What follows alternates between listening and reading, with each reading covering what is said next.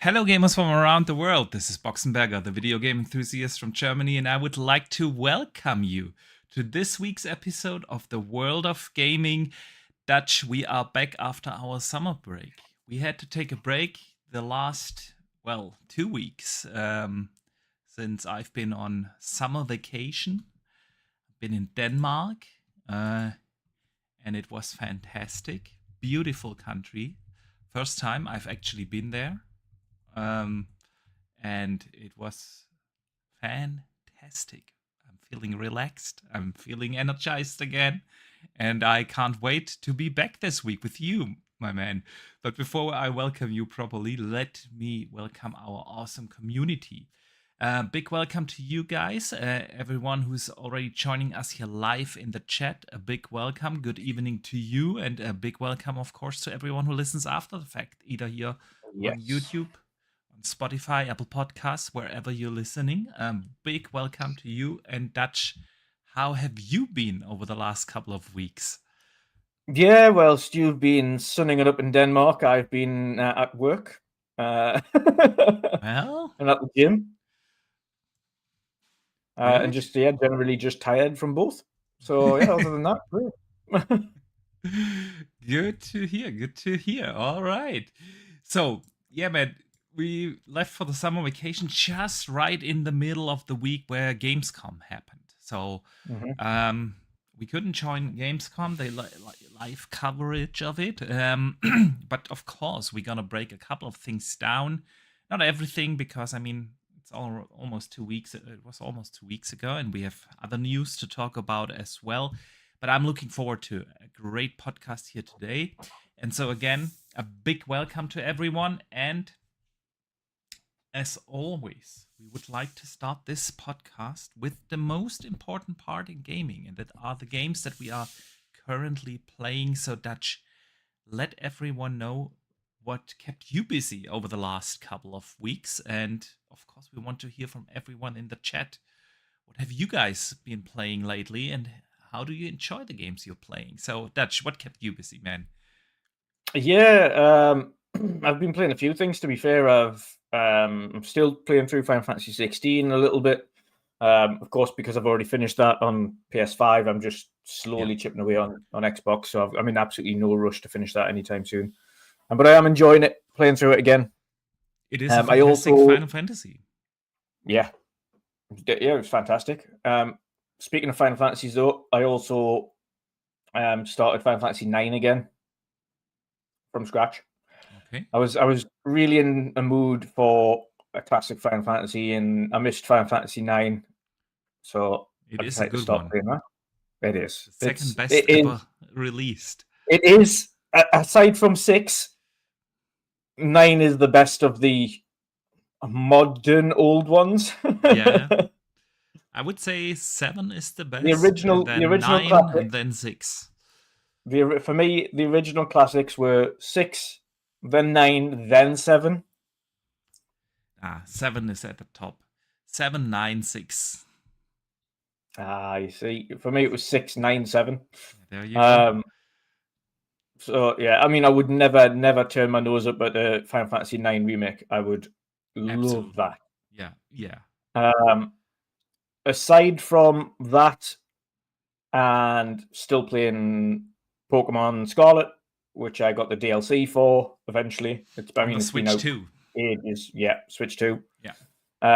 Fantastic. Adds the DLCs were 2 story expansions, so it's good to get a little bit more on that as well.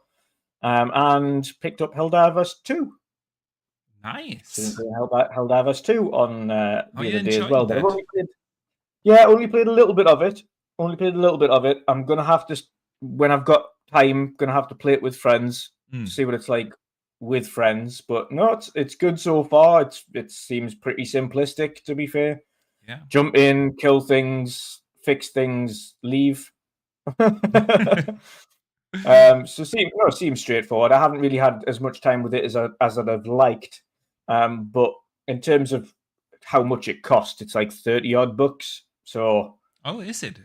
Is it not a full price game? No, it's super cheap. Okay. Yeah, no, that's a fair asking point. Yeah, it's like 50 something for the deluxe version and like Yeah. 30 something for the regular version. So I was like, oh, that's all right. That's super cheap. Maybe So at that I price picked that up. point, I'll check that out as well.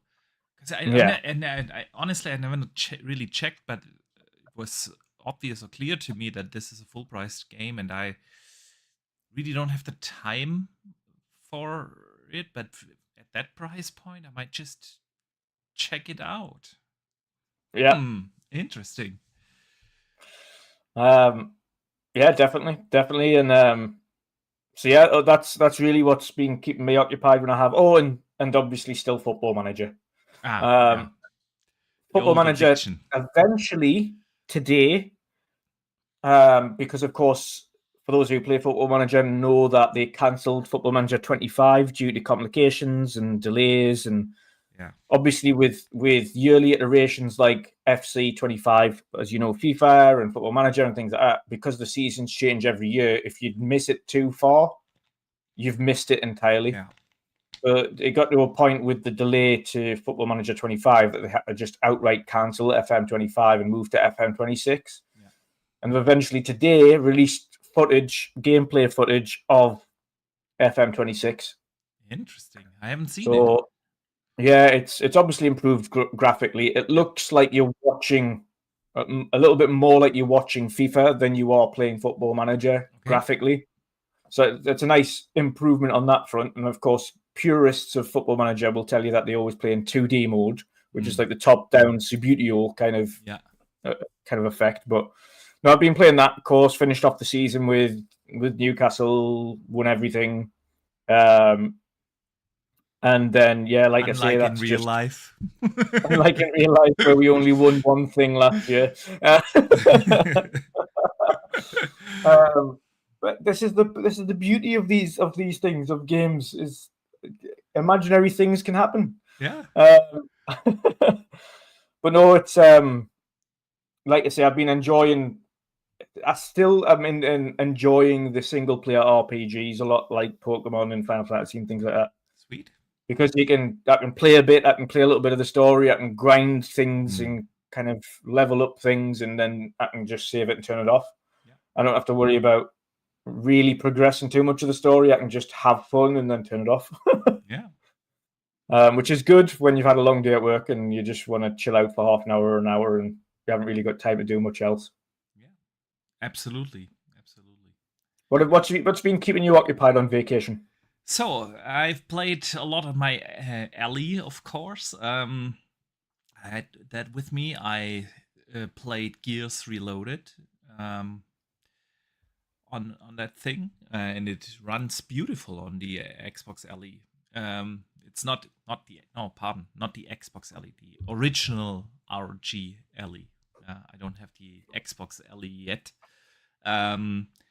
It runs beautiful on that thing, on medium settings at around 60 FPS.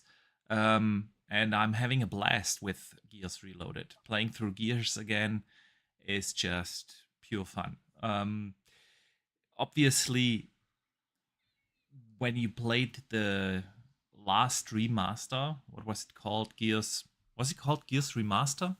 Or Gears of War Ultimate Edition. Ultimate Edition, exactly. Yeah, exactly. So, of course, if you look at like comparison videos on Digital Foundry, you see the noticeable difference.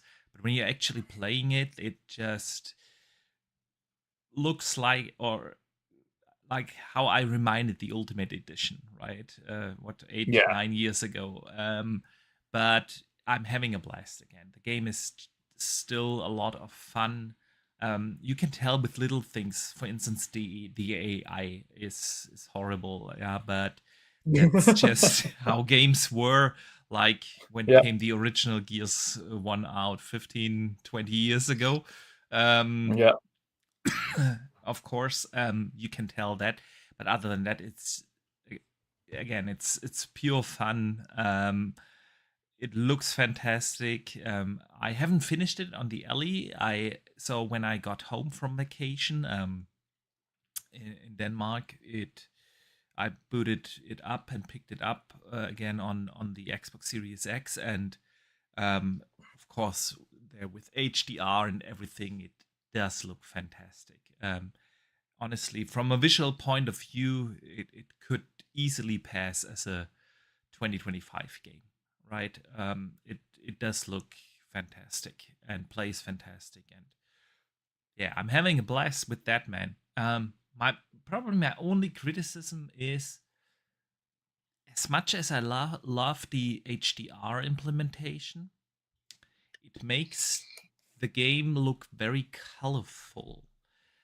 Yeah, like aesthetically, it looks more like Gears 4 or 5 than it does, because the original Gears, remember, was very dark and very gritty. So I don't know, for instance, if you remember that scene when the Krill came out for the first time during night, and you have these, everything is dark, and this is now okay. You have a bright shining moon with beautiful god rays in blue darkish colors. It looks fantastic, but it doesn't have this dark and gritty tone anymore. And that got me thinking, Dutch, what will happen with Gears E-Day? Because from the trailer, the reveal trailer, we all thought, oh yeah, they are going back to this dark and gritty world and not the colorful world that we had in Gears 5. Don't get me wrong, Gears 5 looked fantastic. It still does look phenomenal. But it has these lush forests, these bright popping colors and everything, you know? And it looked to me like with Gears E-Day, they are going back to this original, more darker look. From the trailer, from the reveal trailer, at least I got that impression. And I wonder if all these modern techniques like HDR will lead to the fact that this game is going to look more colorful. So I don't know. Let's see where this ends up. But other than that, it's fantastic. I've only played like a handful of multiplayer matches so far, but I definitely intend to go in there more depth in the multiplayer, which is also still just pure fun. I love the Gears multiplayer. So yeah, I've been playing that. Then I played Arkham Asylum again on the alley, and also still just a fantastic game. Yeah, but other than that, I played a bit of The Witcher on the alley during my vacation. So, and then when I got home, of course, I could play on the big screen again. And Dutch, today, Silksong came out.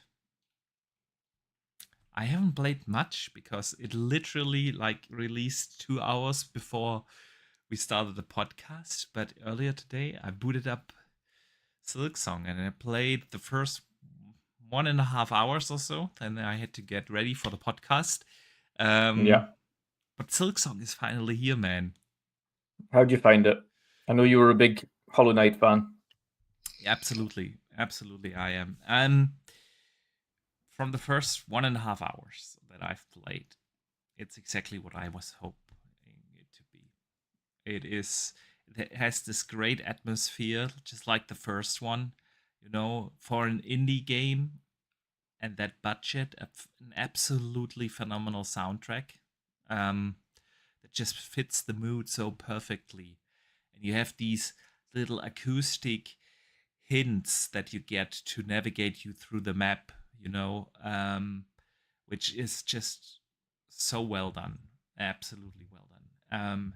The gameplay is on point, you know, it feels the traversing feels really good. The combat is just on point. It is you need to get used to the movement and everything, but it is challenging but not like unfair. And man, I can't wait to play more. So I can't really say much more because, again, it literally came out 2 hours before the podcast started, so didn't have the chance to play much more. I will give my thoughts way more in depth next week when when I have played more. But the first impression is exactly what I was hoping it to be. I found the map now for the first time, and maybe a little advice to the starters. Don't waste the money on the map. When you find the first map guy, buy the compass first. Mhm. Why is that? Because the map doesn't show you where you are if you don't have the Okay. compass. And it helps you much more to have the compass first, to give you at least a hint where you are, and then buy the map, and then you can see, okay, where you need to go. It's better that way. And you're very short on money at the beginning of the game, so you have to really Right. think what to buy first. But yeah, man, Silksong, I cannot wait to play more. I've also downloaded, but haven't started yet, the Indiana Jones DLC. I will probably try I need that. to download it, to be fair, because I got the Ultimate Edition thing as well, so I need to download it Yeah, and play the expansion. yeah. So I will definitely play that, probably over the weekend. And yeah, man, that is what has kept me busy. Of course, during my vacation, I haven't played too much, because I spent a lot of time, of course, with the kids and the wife and exploring Denmark, which is, by the way, a beautiful country. First time I've been there. Very insanely beautiful country, and very friendly people there. Very welcoming. I can absolutely recommend Denmark as a vacation target. Just remortgage your house first. Yeah, because it is insanely expensive, especially stuff like food and drinks and everything. It is insanely expensive, more expensive than Switzerland, man. But a beautiful country, definitely, Yeah. definitely. All right, let's see what the chat has been up to. Sithlord sends in a channel member chat for being a channel member for 37 months. So first of all, thank you so much.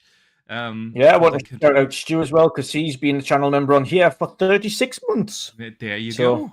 Appreciate the long time support. And Sithlord says, my two favorite podcasts go together like pineapple on pizza.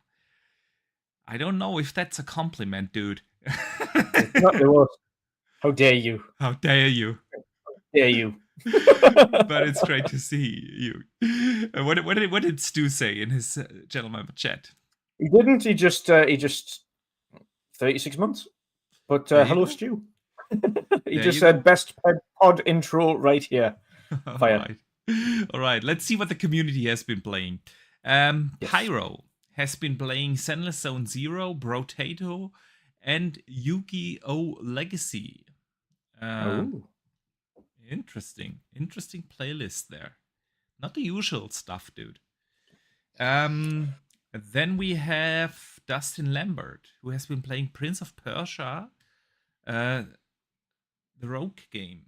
Really fun. It is. Prince of Persia was fantastic. Really, really good Metroidvania. What else? Dutch, do we have someone in your chat? Yeah, we've got a few in mind. Andrew Cullinan has been playing. He said the new updates got him to jump back into No Man's Sky again. Ooh, yeah, I heard they added shipbuilding and stuff like that. Yep. So that's got people playing that again. Amish AI has been playing Silksong. That's the spirit. Any comment on how he likes it? Not as yet. As yet. Okay. Studos is currently downloading Silksong. Sin, he's been hell diving. He's just finished RoboCop, and he's playing 60 FPS Hellblade 2. He said, man, that game is insane looking at 60 frames. And Studos has also been playing Warzone, Gears Reloaded, Halo, some Forza Horizon, and will be playing Silksong later tonight. So Studios has been on the Xbox Game Studios romp there, by the sounds of things. yeah, it does sound like that. All right, good stuff. So I just put up, or I just closed the poll in the chat. So for those who listening or watching here on YouTube, they can watch now Silksong gameplay, which surprisingly won the today's vote. So I only recorded about the first hour or so of the game, but there will definitely be more gameplay available next week. All right, Dutch.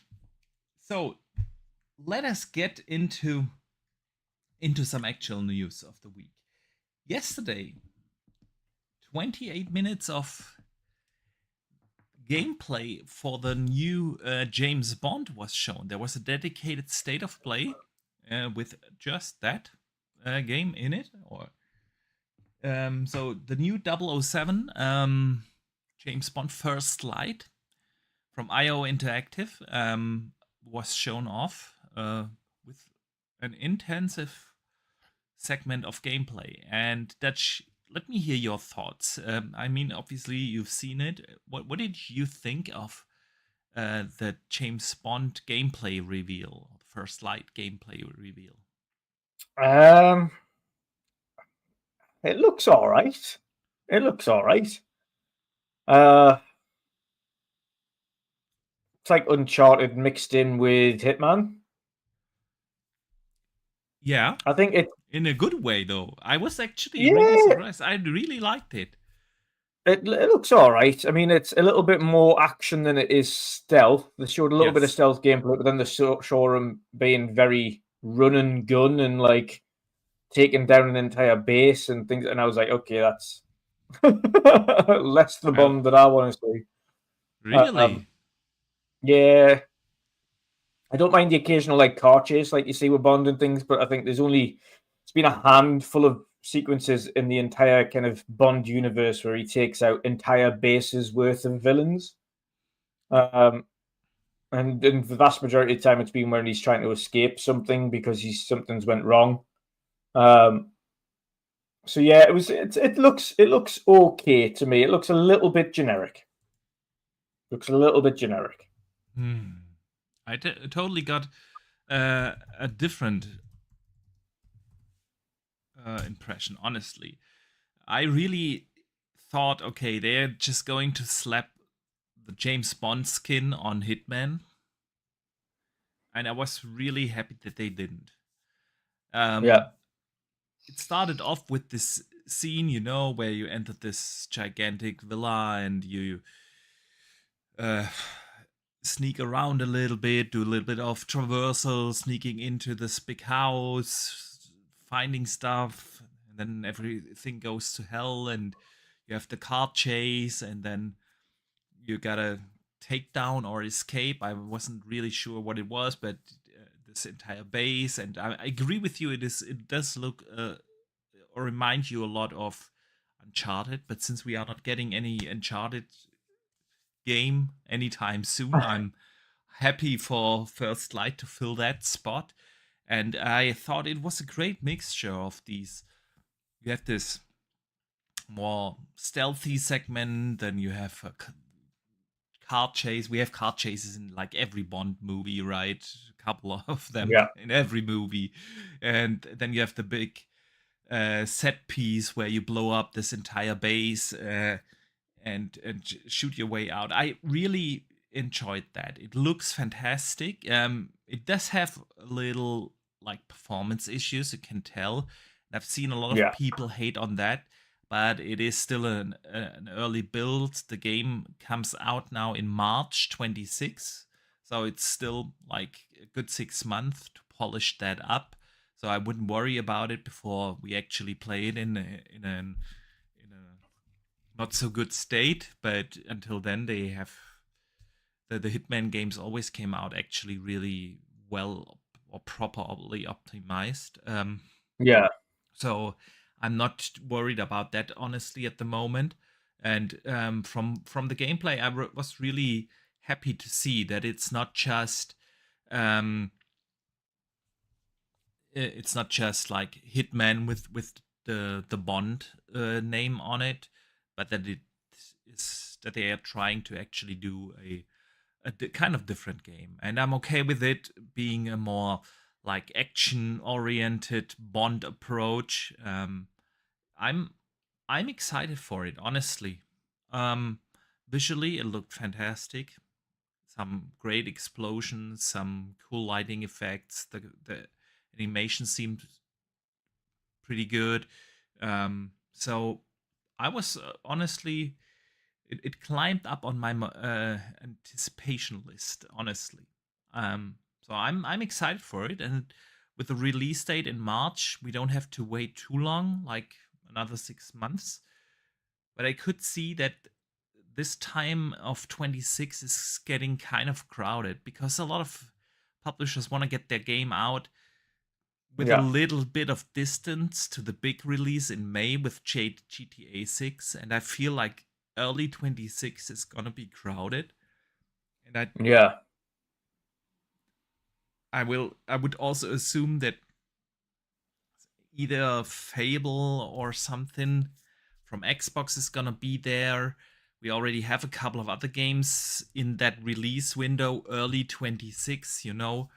I hope that it will not get overlooked in the release of many other things, because even though I think it looks fantastic and I'm really looking forward to it, I'm not sure if it is big enough to compete in an environment where you have like 2, 3 other major releases close to it. Crimson Desert is coming in that time frame, you know, and a bunch of others as well, Resident Yeah. Evil, and so on. So I hope that it will not get overlooked, if it's really that good, how it looks from the first 30 minutes or so that we have seen now. I don't know. What do you think? Yeah, I mean, I think a lot of titles are going to be very careful about when it releases and the crowd it has. There's going to be a certain subsection that are really looking forward to trying it with Bond. I think the Bond name will carry it to a certain degree, Yeah. but a lot of people that also a lot of Hitman fans will play it anyway just because it's by From IOI IO. Interactive and they play Hitman. Yeah. So I think it'll be successful regardless. I think ultimately it will be unlike Hitman, where it doesn't really boil down to the story. Mm. I think a lot of people, a lot of the reviews will boil down to the Hitman story and how that does and how it kind of fits. Sorry, the Bond story and how that fares, and also the gadgets and things. It depends on how the reviews go that way, but ultimately, yeah, gameplay wise, as long as they smooth out some of the performance issues that they had in this technical alpha demo, whatever it was that they showed off at PlayStation, then it should do all right. It should do okay, but it's a very busy beginning of the year, so I think every game's got a chance of potentially getting impacted by that. Yeah. That's the thing with GTA. GTA is just such a juggernaut, and everyone will be careful in releasing their game close to it. So a month before and after GTA, basically April and June, you will not see Yeah, many games come out.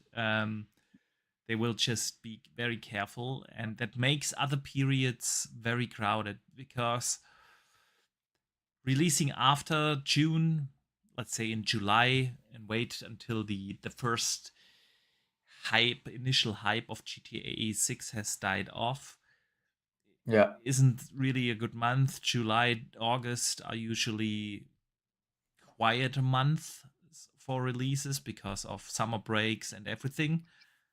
And so yeah, you kind of have to get your game out by the beginning of April or before that, or then later in the year in the early holiday season starting in September also.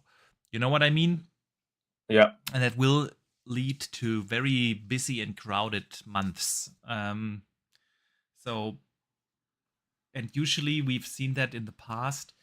Games that, I'm not sure if it's fair to say that 007 has a little bit more a double A shine to it, because it obviously aims to be a AAA game.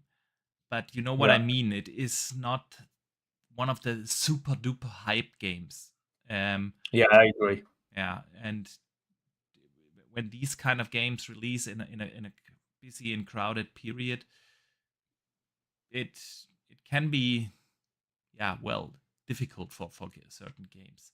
So let's hope that this isn't the fate of 007, because I think they've done a good job so far from what they've shown.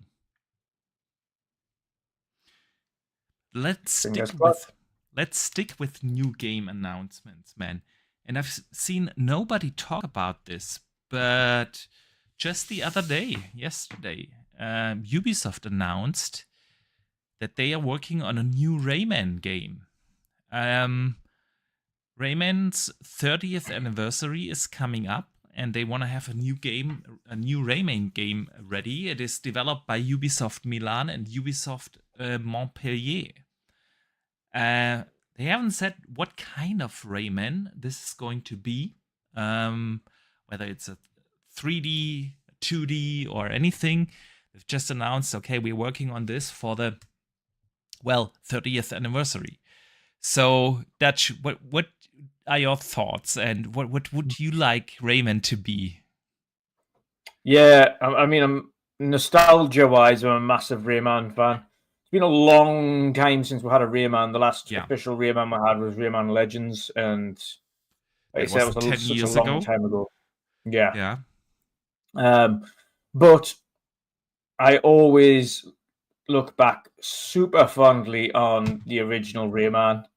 I had it on the original PlayStation. I played it on the Game Boy Advance. I've still got the Game Boy Advance copy here. I don't have the original Rayman PlayStation copy. But I absolutely adored Rayman. It was the soundtrack, the feel of it, the aesthetics of Rayman, the gameplay. It was all just so good. I absolutely loved it. So I kind of hope that they go arching more, and you will might disagree here, but arch more back to Rayman Classic when they're thinking about the new game, with it being its 30th anniversary, than they do Rayman Legends. Well, I mean, I do get the nostalgia for the original Rayman. I actually share that. Uh, yeah, it was it was just fantastic. But Rayman Legends was just insanely good. It is one of the best platformers ever made. And since we don't get these Rayman games too often, I'm fully okay if they would go back and do another one in the vein of Rayman Legends, a 2D fantastic platformer with great music, with fantastic gameplay, with it being challenging at times and everything. But I see the point of Dustin in the chat. He says we've had enough 2D Raymans. It's time for a new 3D Rayman.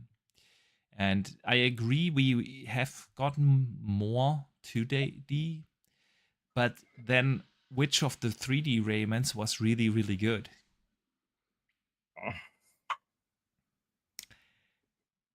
So, since Legends was so brutally and absolutely phenomenally good, I would love Yeah, that. I would love that. I'm just glad that they picked that IP up again, because yeah, I thought the way how Ubisoft works lately, they are not going back to a Rayman. Um, Ubisoft has kind of shifted towards their core pillar IPs, the big AAA games. The the only one I can think of that didn't have that AAA sticker to it was in recent years was the Prince of Persia game early yeah. last year, which I was surprised that they actually do it. But right after they announced, yeah, we are going to focus fully on our core pillar IPs, the Assassin's Creeds and the Far Cries and so on. Um, So yeah, man, I'm excited for Rayman to come back, and I hope we will see that game rather sooner than later. 30th anniversary. The is when is that? Is that next year? Let me really quickly check. Yeah, I would imagine so. Hey, it's actually this year. It's actually this year. So Oh, interesting. could be a surprise drop this year then. Could be then just a remake or something. I hope not, but Remake of the original. Spruce up the original. there you go. You know what I would love Ubisoft to do as well when we're talking on games that did well but were kind of underrated? Tell me. Child of Light. Oh yeah. That was also, I want to say, at least 10 years ago. When Yeah, did Child give me of Light? another. Child Give of me Light. another. That was a turn-based platformer RPG. Yeah, it was 11 years ago. Yeah. 2004. A whimsical storybook platformer RPG. Yeah. That was Absolutely really loved good. it. Yeah. Yeah. It was this time where Ubisoft had their big AAA. They had their Assassin's Creed and Watch Dogs But and they Far also Cry. experimented and did like cool things. Exactly. And that's when they had Valiant Hearts. That's Yeah. when they had Child of Light. That's when they had all of these cool little indie games that they just dropped out in a way that were like fantastic. And then they just stopped. Yeah. It was like, what are you doing? For whatever reason, right? Yeah. Dustin in the chat says they sold off the Child of Light IP to Atari. I did Oh, not that's know a damn that. shame. That's a damn shame. So we are probably never going to see a second one or see anything done with that IP. Yeah, man. So Rayman. I thought that was an interesting kind of news bit that nobody picked up. Absolutely. Even more interesting now we know that the 30th anniversary is this year. Yeah. We could have a new Rayman this year. Woo! But I feel like if you haven't announced your game by now, it's not going to come out because the next 2-3 months are going to be insane. I mean, just look at today, right? Silksong, along with Indiana Jones DLC, and this is just the beginning of all these big games coming out. Chronos just came out the other day and reviewed pretty good, actually. Right, and then we are heading now into the full holiday season, and if you haven't announced your game by now, I doubt that it's going to come out this year. Man, Hertog Win in the chat says Splinter Cell. Yeah. Weapon X in the chat says Atari may make Child of Light. Atari is making a comeback. I think September 10th they are having a showcase. Really? I wonder if they're just going down as a publisher. That is interesting. I haven't heard that, man. What could they show? I mean, Golden Axe is something. They said they're bringing that back. They had this announcement, I want to say like 2 years ago, where they said like we are bringing back like 10 classic IPs. I remember Golden Axe was one of them and a couple of others. So who knows? That could be very interesting. I need to look into that Atari showcase in 6 days. You know what also got kind of leaked this week? Sony is apparently going to have another state of play at the end of this month. That Tom Henderson put it out that Wolverine is going to be in that showcase. PlayStation Insomniac is finally apparently ready to reveal gameplay for Wolverine. That it's actually rather coming out sooner than later. He hinted at something as early as this year. So I feel like it's too year to just drop Wolverine this year. I kind of doubt it as well. And honestly, I also I know Tom Henderson has its sources, yeah, with his insider gaming um, website and everything, and he does have his sources. I don't want to doubt that, but it would kind of be weird to Yeah, because you've got like in literally like a couple of weeks, yeah, you've got Yotai coming out. exactly. You've got Yotai coming out. Um, they just had Death Stranding 2 as a timed exclusive though, but still, right? I just think it's very unlike Sony to just go, here's Wolverine, and by the way, it's releasing in November. Yeah, exactly. I feel like that's just too quick for them. Exactly. I also kind of feel like that would be would be too early, if that Yeah. makes sense, because we had that massive leak. When was that? Like 1.5, 2 years ago, where Oh yeah, basically the entire game leaked. Yeah. Yeah. And to recover from such, it was one of the biggest leaks in video game history, right? Aside from GTA's release. Exactly. Those are the two that come to mind, right? Yeah. And I kind of feel like 1.5 years or so, or 2 years after such a massive leak to just release the game would it does sound weird to me. I feel like that's hard to believe. But then again, Tom Henderson has its sources. Maybe they show it off, but it's actually a 26 game. I could see that. They didn't have a showcase this year. They don't have a roadmap or anything properly for next year other than Marathon coming next year, right? Yeah. Because Intergalactic is, if at all this gen, it's coming at the very, very end of this gen. It's a 27-28 game. Yeah. So they don't have a roadmap, and I doubt that they are going to bring out a Wolverine this year. But I could potentially see them actually having a state of play with the game. Let's see. I would love to see it though. Yep. Insomniac Same. is fantastic. They do make great games, and I love me some Wolverine.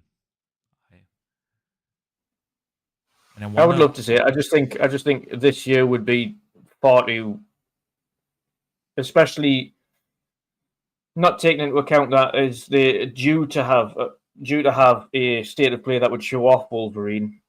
Say that's the end of September.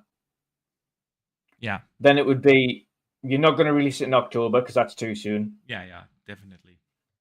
November would also be relatively too soon because that would be like less than 2 months, which would leave December. And by that point, you're kind of already out of the Christmas window, as it were, because people try to get everything done by kind of the beginning of December. Yeah. Although in recent years, other publishers have shown that you can release games in December.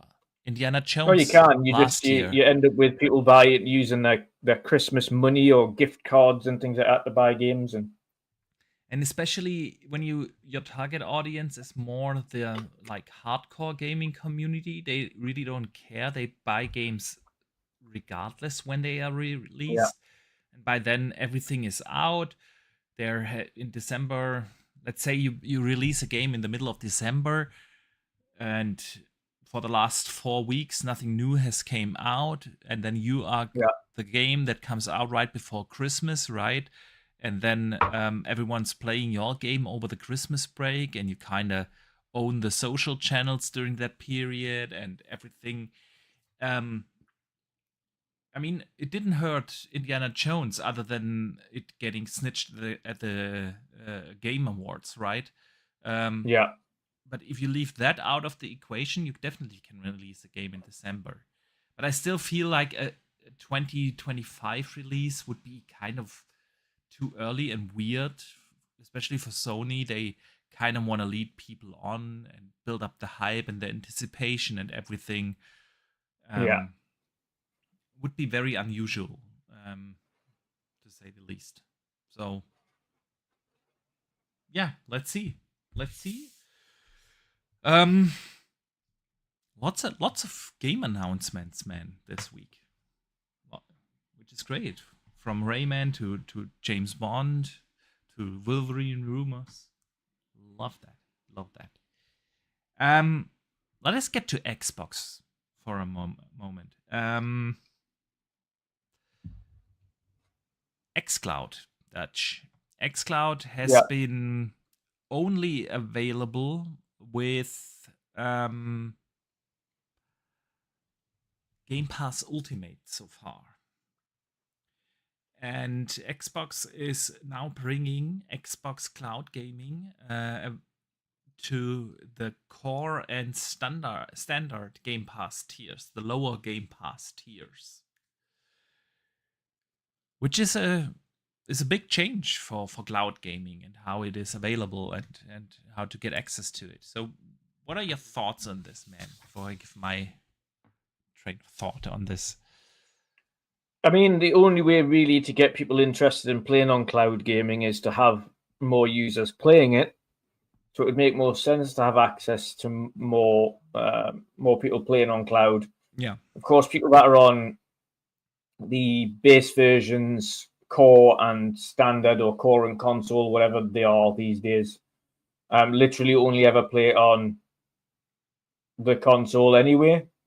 So to give them access to play their console games either on the mobile or on the TVs or something like that, just gives them kind of another option to play, because they're not paying anyway to play the games on PC like the Ultimate guys are, which ultimately the only real thing, because the only time I ever play cloud on console is if I don't want to download the game first. I want to play it quickly to see if I like it, then see if I want to download it.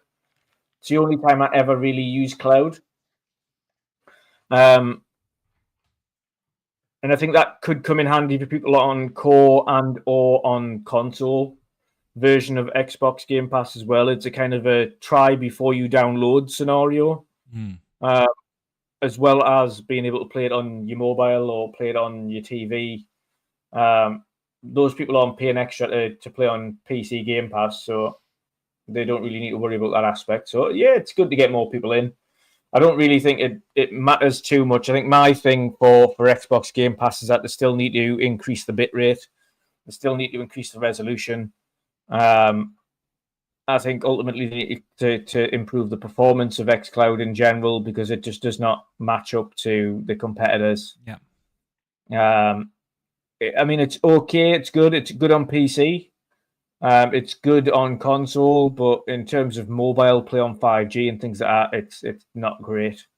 No, it isn't. It is a good experience now when you have a very good internet connection, when you're in your home network or something. But even wired, best if wired, of course. Although it is with Wi-Fi 6, it is a fairly good experience. But you need really good and stable connection. 5G is horrible, honestly, and I've tried it before. I had the alley a lot in hotels where you had to tunnel through 1,000 different VPNs and stuff like that. Then it is an awful experience. So cloud gaming really isn't for what you might think it is, for gaming on the go. It really isn't, because on a mobile 5G connection, it's not a good experience. It's also not a good experience when you are away, like on the train, in a hotel Wi-Fi or something like that, right? Then it is really not a good experience. So that's the reason why I really don't know anyone who properly uses cloud gaming. Have you like walked into the ether?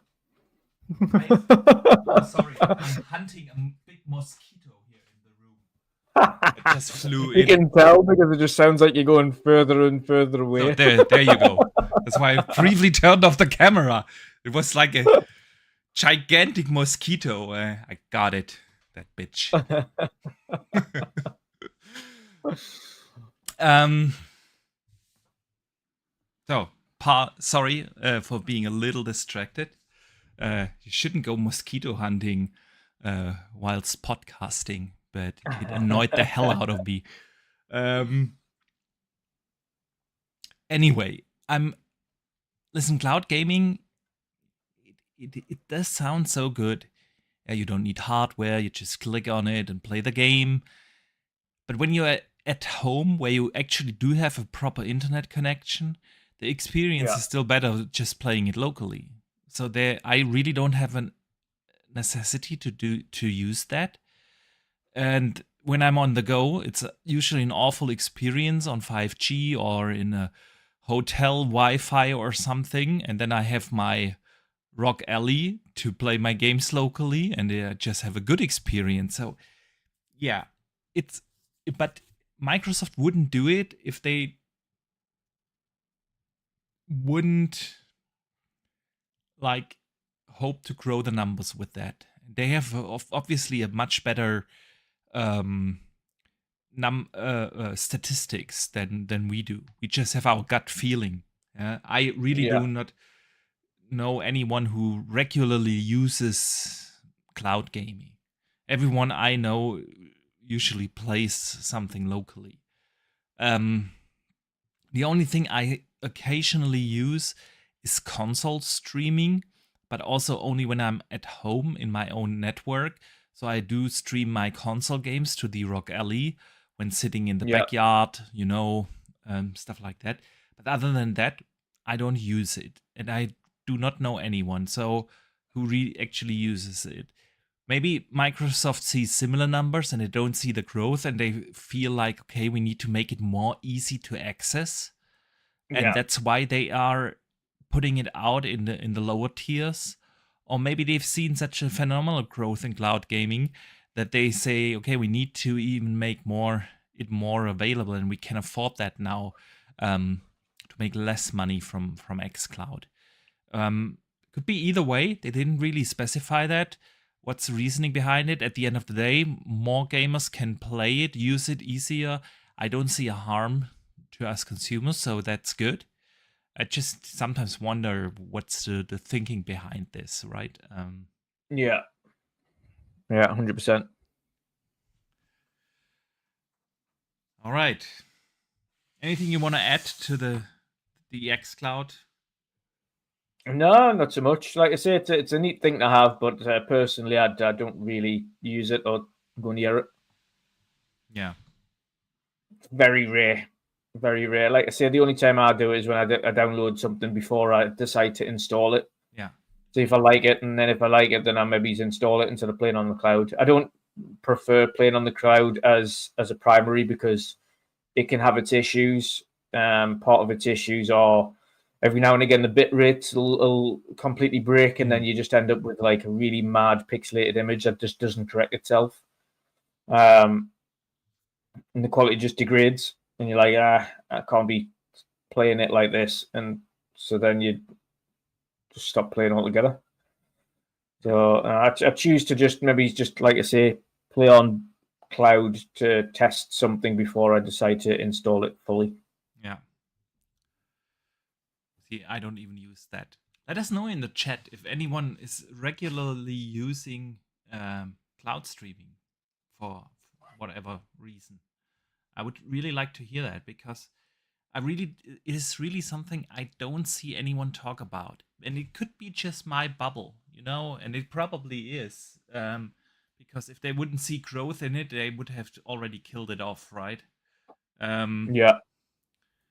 But I don't know anyone. I don't see anyone talk about it. who actually uses this. So let us know in the chat, guys, if there's someone out there who actually uses that.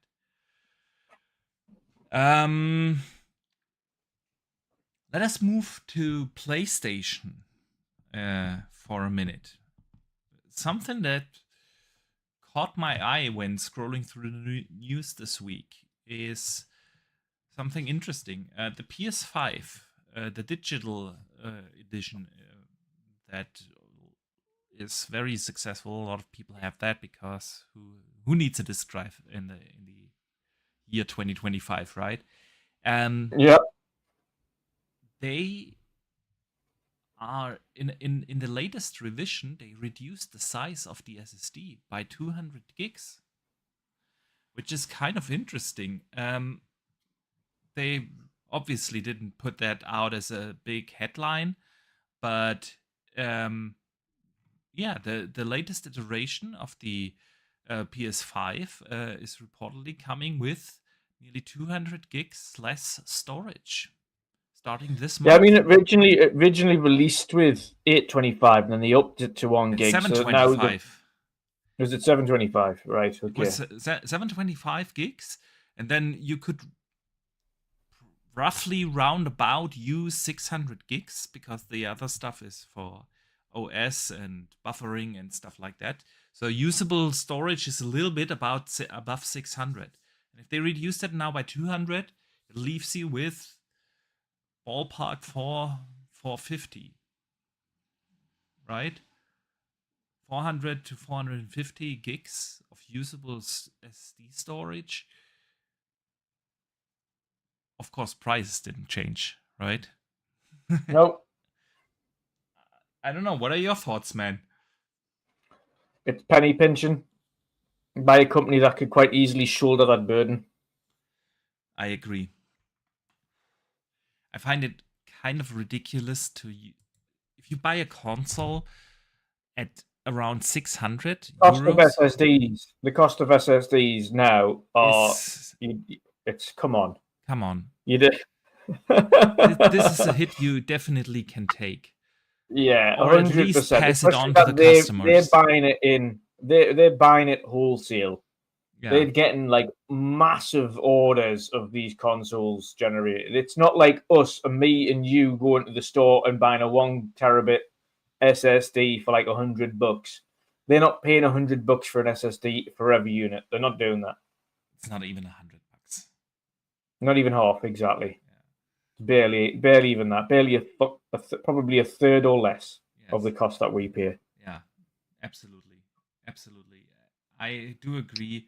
Doing that this so silently, just removing 200 gigs, sell it for the same price. I don't think that's a really good move. It just shows you how messed up this whole hardware situation is this entire gen. I've been gaming for 35 plus years now. I'm 42 years old. I started at the age of 6 or 7 years. And I can't remember a time where the hardware situation in a generation is so messed up. I know that we started in the middle of the pandemic where supply chains have been struggling simply for logistical reasons, right? But then it was the first gen ever, where we had price increases. PlayStation increased their console prices, not reduced them 2 years into the generation. Then Xbox followed suit. And now the consoles, we are 5 years into this console generation, and usually the console prices have gone down by $200 or so this time in. And all we see, PlayStation increased the console prices in the US recently again, right? Also for the PS5 Pro. Still cheaper than in Europe though, but they raised those prices. Xbox has raised the prices, and that is 5 years into this gen. And then they remove now storage size quietly, charging you still the same price. It is. I've never known a generation where I've bought a console at the beginning of the generation and it's exactly the same price as when I'm halfway through, if not near the end of the gen. Like, I mean, I bought I've the never known Series that. X and the PS5 at 500, right? And if you go out Yeah, now, and the recommended selling price point is now at 600. It is $100 more now, 5 years into the gen. yeah, It is really, really a weird gen. And it'll be even more weirder next gen. I think, especially on the Xbox side of things, when they remove subsidized hardware as a business model, with yeah, Steam and Epic and everything coming to the console, right? They kind of need to recoup that money that they lose from not selling uniquely their storefronts and people buying games on other storefronts where they don't get a cut. And subsidized hardware is no more, right? yeah. It'll be even more weird next gen. So yeah, kind of a bad move on Sony's side. Will it hurt sales though? I highly doubt it. I highly doubt it. Most people will not even notice. Anyway, Dutch, during our summer break, Gamescom happened. It did. It did. Just like every Gamescom, usually Gamescom isn't the place where tons of new announcements are happening, right? Yeah, That was like the thing of E3. E3 is no more, but we have still the showcase season in June. That's where you get all the latest game announcements. And of course, at the end of the year during the Game Awards. But Gamescom usually isn't the place where you get the big announcements, but you get to play a lot of the games that have been already announced, right? And I feel like this was very similar this year again. Of course, there were a couple of cool things to see. Resident Evil, for instance, we got gameplay on that. It looks fantastic. I love the option to go in between third and first person mode. I'm definitely going to play it in third person mode. I love playing in third person if I have the option. It does look fantastic, but I don't want to go through the entire Gamescom announcements and everything because, well, I feel like bad luck for us that we had to take the break during Gamescom, but it was like 2 weeks ago already. But I definitely want to talk to you about the ROG Alley because I feel like that was the biggest talking point out of Gamescom. But one thing we still didn't officially get was a price. That is so weird, right? Because we got got a release date on October 16th, which is in a little bit more than a month now. And pre-orders and price point is still not up. So let's start with that. What's up with that? Why didn't we get that? It was the perfect thing to do that, right? They had that thing. They had the ROG Xbox Alley and the ROG Xbox Alley X at the booth. People got to play it on the Xbox booth. They got to play it on the Asus booth. Lots of hands-on, and we'll talk about some of those hands-on impressions in just a bit. But yeah, it would have been like, and it got the mind share, right? It was the biggest talking point, the ROG Alley, Xbox ROG Alley. During Gamescom, perfect occasion to announce not just the date, because we got that, but also, of course, pre-orders are up now, and that's when you need to announce the price, obviously. But so, what's up with that, man?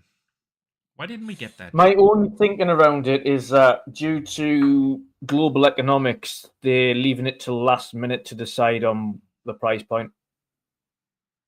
I agree. That's my only thinking behind it. To kind of say, let's see how things go. let's see whether or not tariffs are agreed or disagreed. Let's see how things pan out. Because, of course, as much as we don't like it to be the case, but it is the case, a lot of things like chip manufacturing and parts and things like that are China, like Asian territories, and then they're sent over to the US or the UK or Europe for assembly for the rest of the kit and then distributed. And of course, with the US tariff war essentially against every nation that it wants to kind of put tariffs on, and things still under negotiations or not under negotiation, the kind of, I think a lot of things like that are kind of under the, we'll hold as much as we can before we decide on an official price, and then we'll go for it. I still would have liked to know a ballpark figure as to how much we can expect, even if they do need to change that figure kind of close at the time. I mean, let's be realistic. Ballpark figures are for the standard ROG Xbox LE. I still don't know why they didn't call it the Xbox LES. It would have been like the logical thing. Yeah. But anyway, ballpark is 600 and the ROG LEX. I think you could say ballpark 600 to 700 on the base and 800 to 900 on the X. Yeah, somewhere that is the ballpark figures, right? But I feel like pricing is very crucial for that thing, because the problem is, I know that Xbox is not trying to market it that way, and of course Asus is not marketing it that way. But the thing does nothing new. The thing does exactly what every other gaming handheld that is out there already does for many years.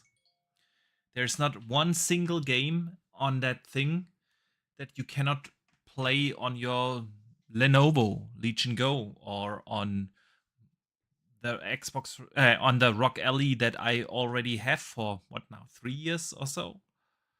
Yeah. It really does not do anything new in that kind of way. You can access your games from all storefronts, because these are PCs, right?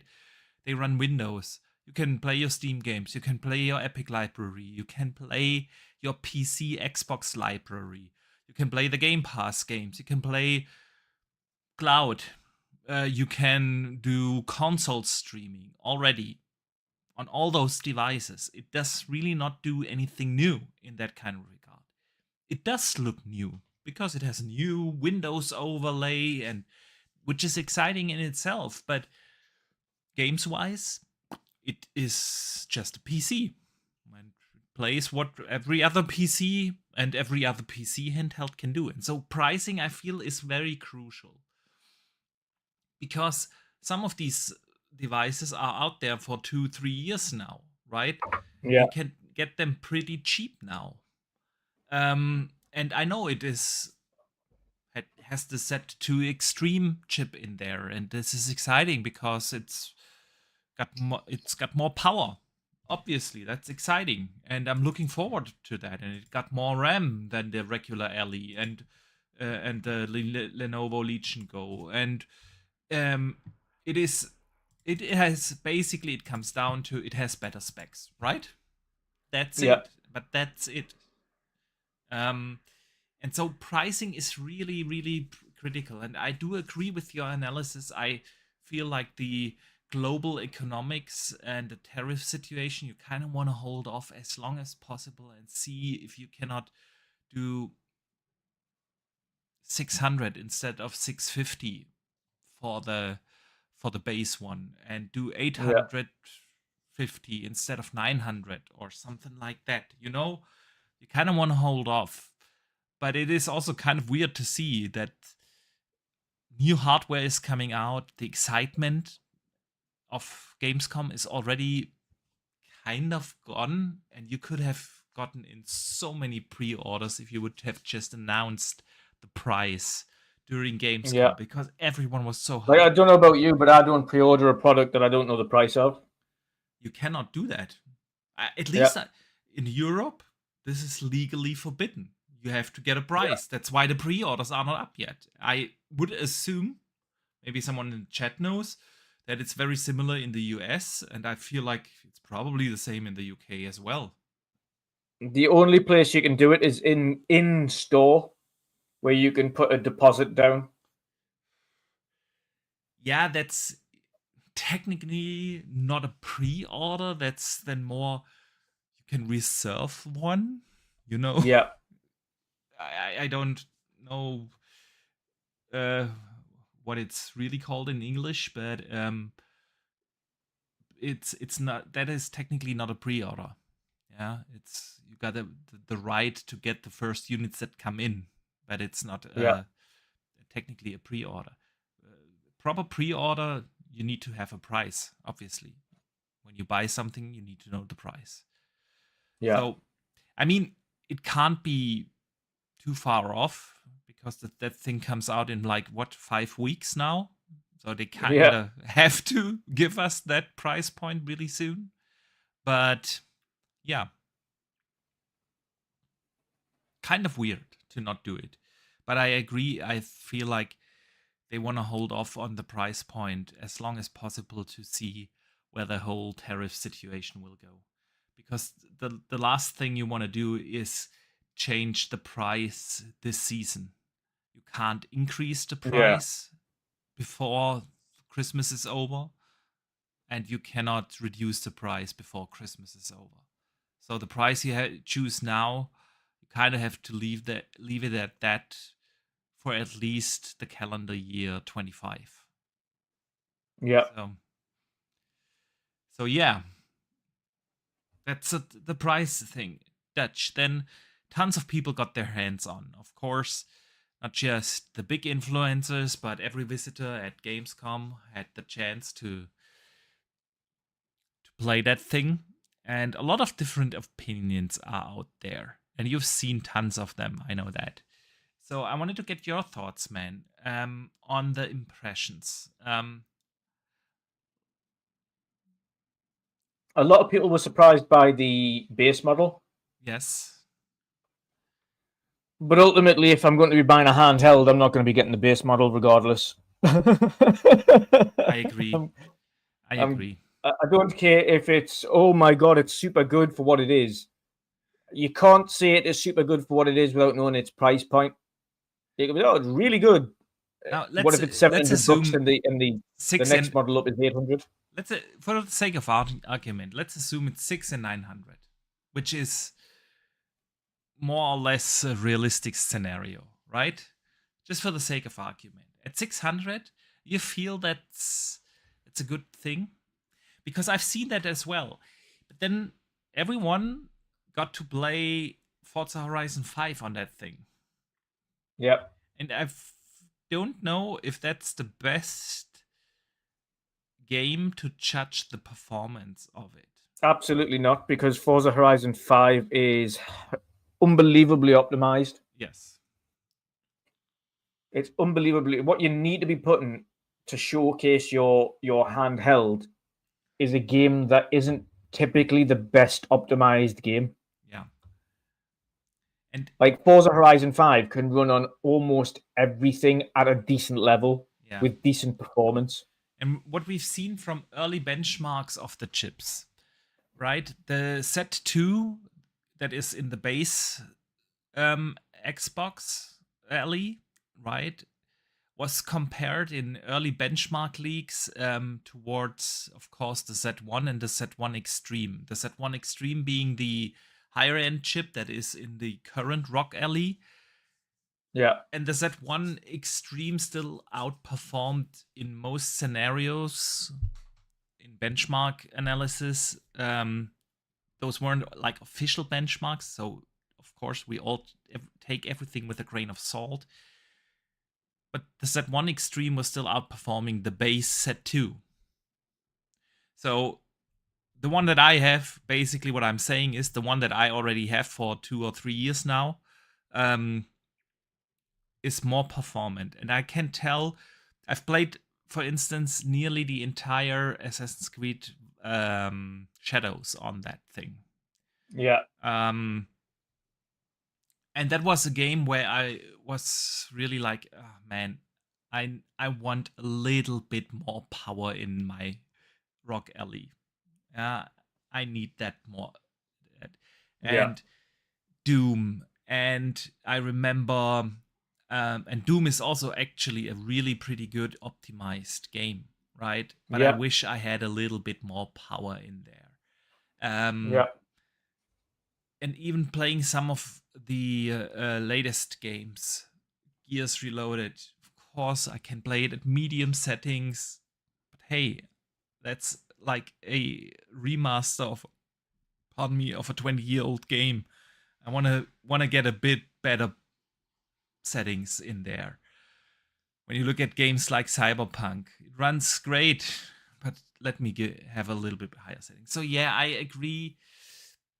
I wouldn't judge the performance of the base Ally, the Xbox Nope. Ally S, right?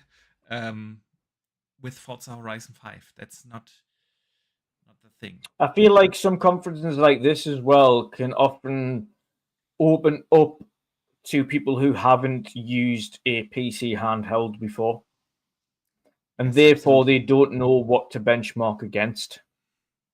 I So people who have agree. never used an Ally before, and then they play the Ally standard, the new Yeah. Xbox Ally standard, and they go, "Oh God, this is really good." You're like, "Yeah, but if it's less performant than the current Ally X, Yeah.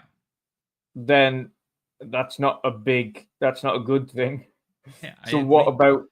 about the big one? The big one's the one we're really bothered about. But then again, it's people who haven't potentially played the Steam Deck or the current Ally X or the Lenovo Legion Yeah. or any of these current models to benchmark against what they have, or even brought their own with them to go, Yeah.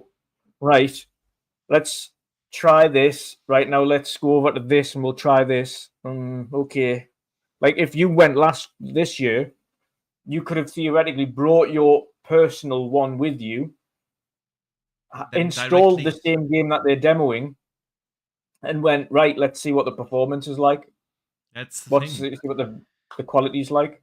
That's the thing. And this is actually my problem. You bring up a great point, because that's my problem with a lot of these hands-on impressions that I've seen. Not everyone, but too many of them. I feel like people had for the first time a PC handheld in their hand. Then you're obviously surprised. When you play at such a small screen, everything looks crisp and sharp. You can Yeah. you play Cyberpunk, you turn it to low settings, and on that little screen, it still looks good. It still Well, looks this great, is why I actually. always laugh though when people kind of target Nintendo on the graphical fidelity front. I'm Yeah. like, but come on, what the vast majority of people aren't playing the Nintendo Switch in docked mode. Like the vast majority of people are playing Nintendo Switch in Handheld. handheld, and when you're playing in handheld, everything looks much crisper Yeah. as a handheld mode. Yeah. And it's exactly the same with any other handheld. You play it in handheld, it looks absolutely fantastic. It's when you dock it that you go, Yeah. okay.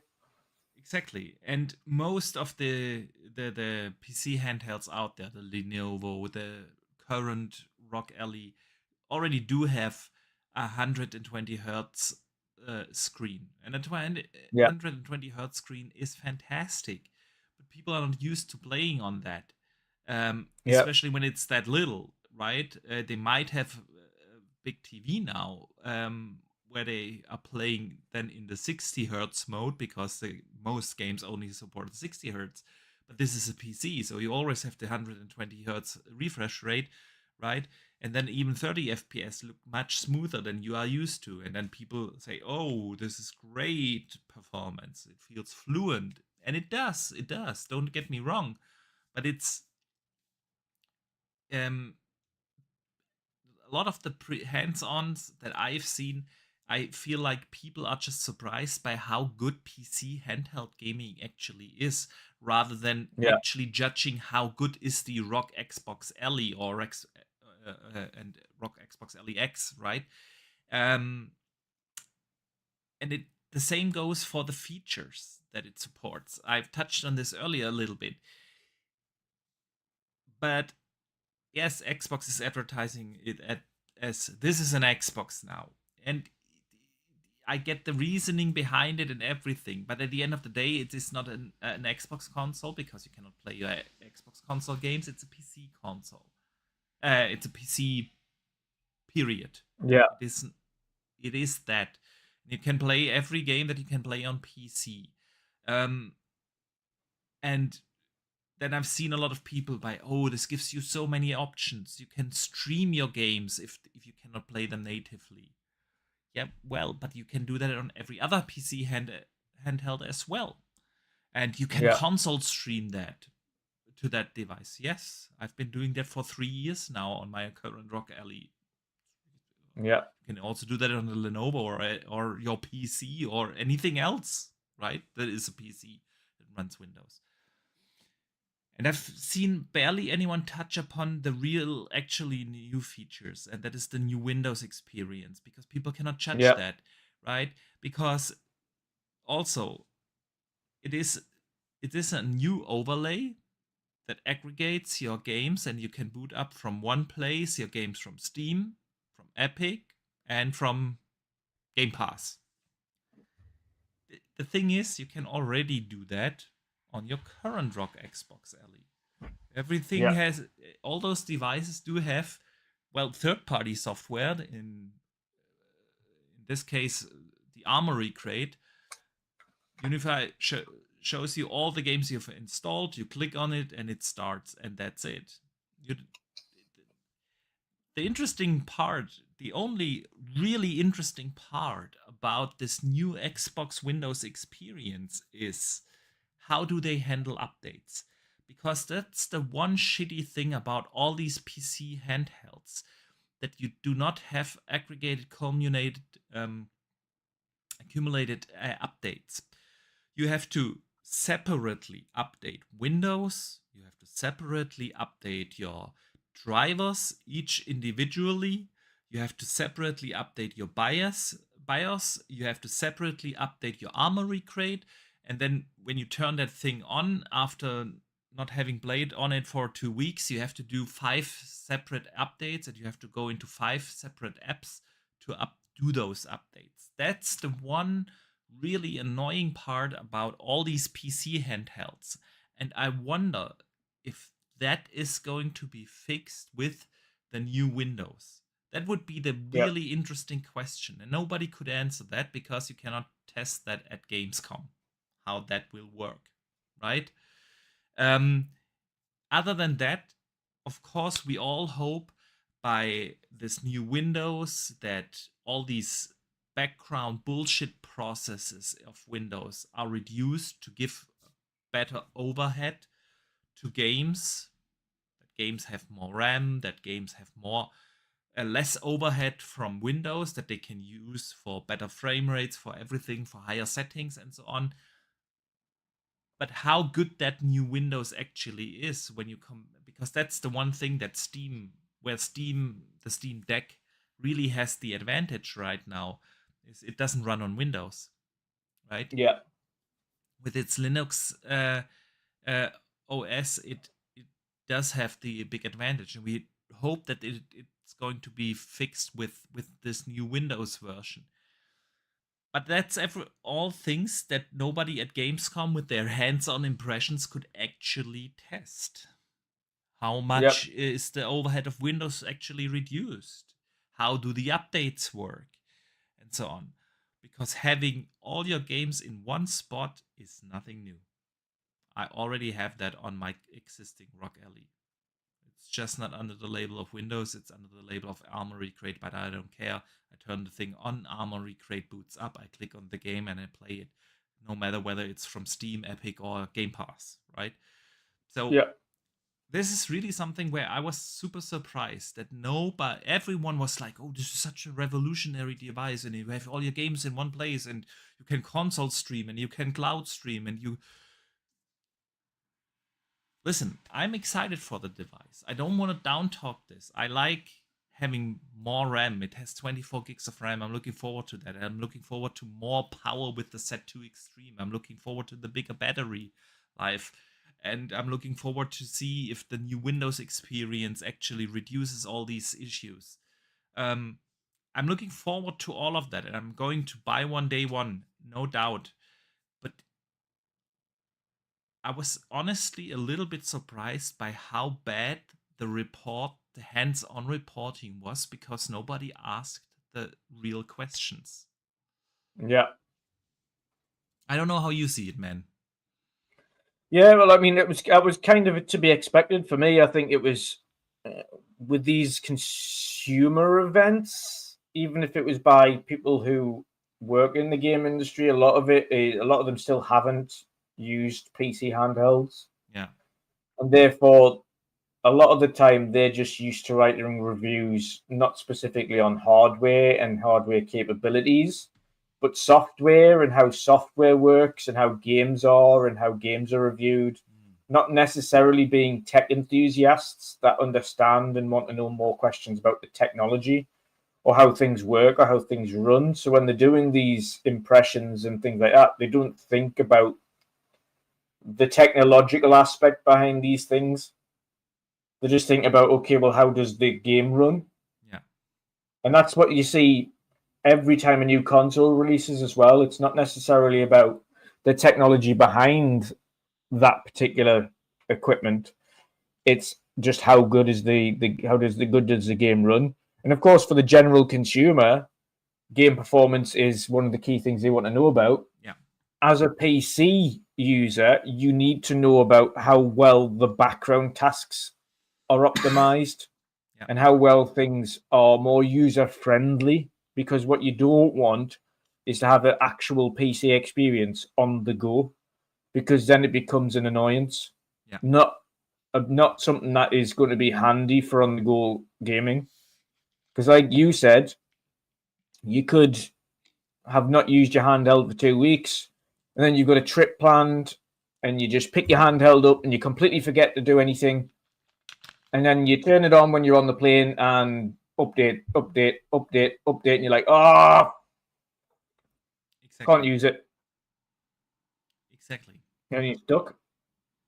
That's the thing. That's the thing about this. And I wonder, you know, I feel like Xbox and Microsoft are trying to address a lot of these issues. They definitely have in mind to do this, to develop Windows into a better experience for games, right? And I want to give them credit for that, no doubt. But we didn't get any of the real interesting questions for all those handheld owners out there.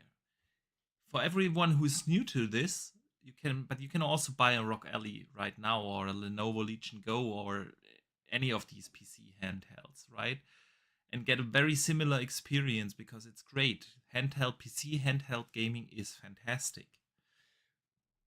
And we kind of have to separate that general excitement for handheld gaming from how good is this device. And barely seen anyone touch on that, right? Also, the big question about battery life in general wasn't really answered, because all those LEs were obviously docked and attached to a power supply, so we didn't get the answers there. The one thing we did get the answers is about the form factor, and a lot of people said, well, it feels very comfortable and very similar to holding a controller, and I appreciate that. Not that the current the current ROG Ally is uncomfortable.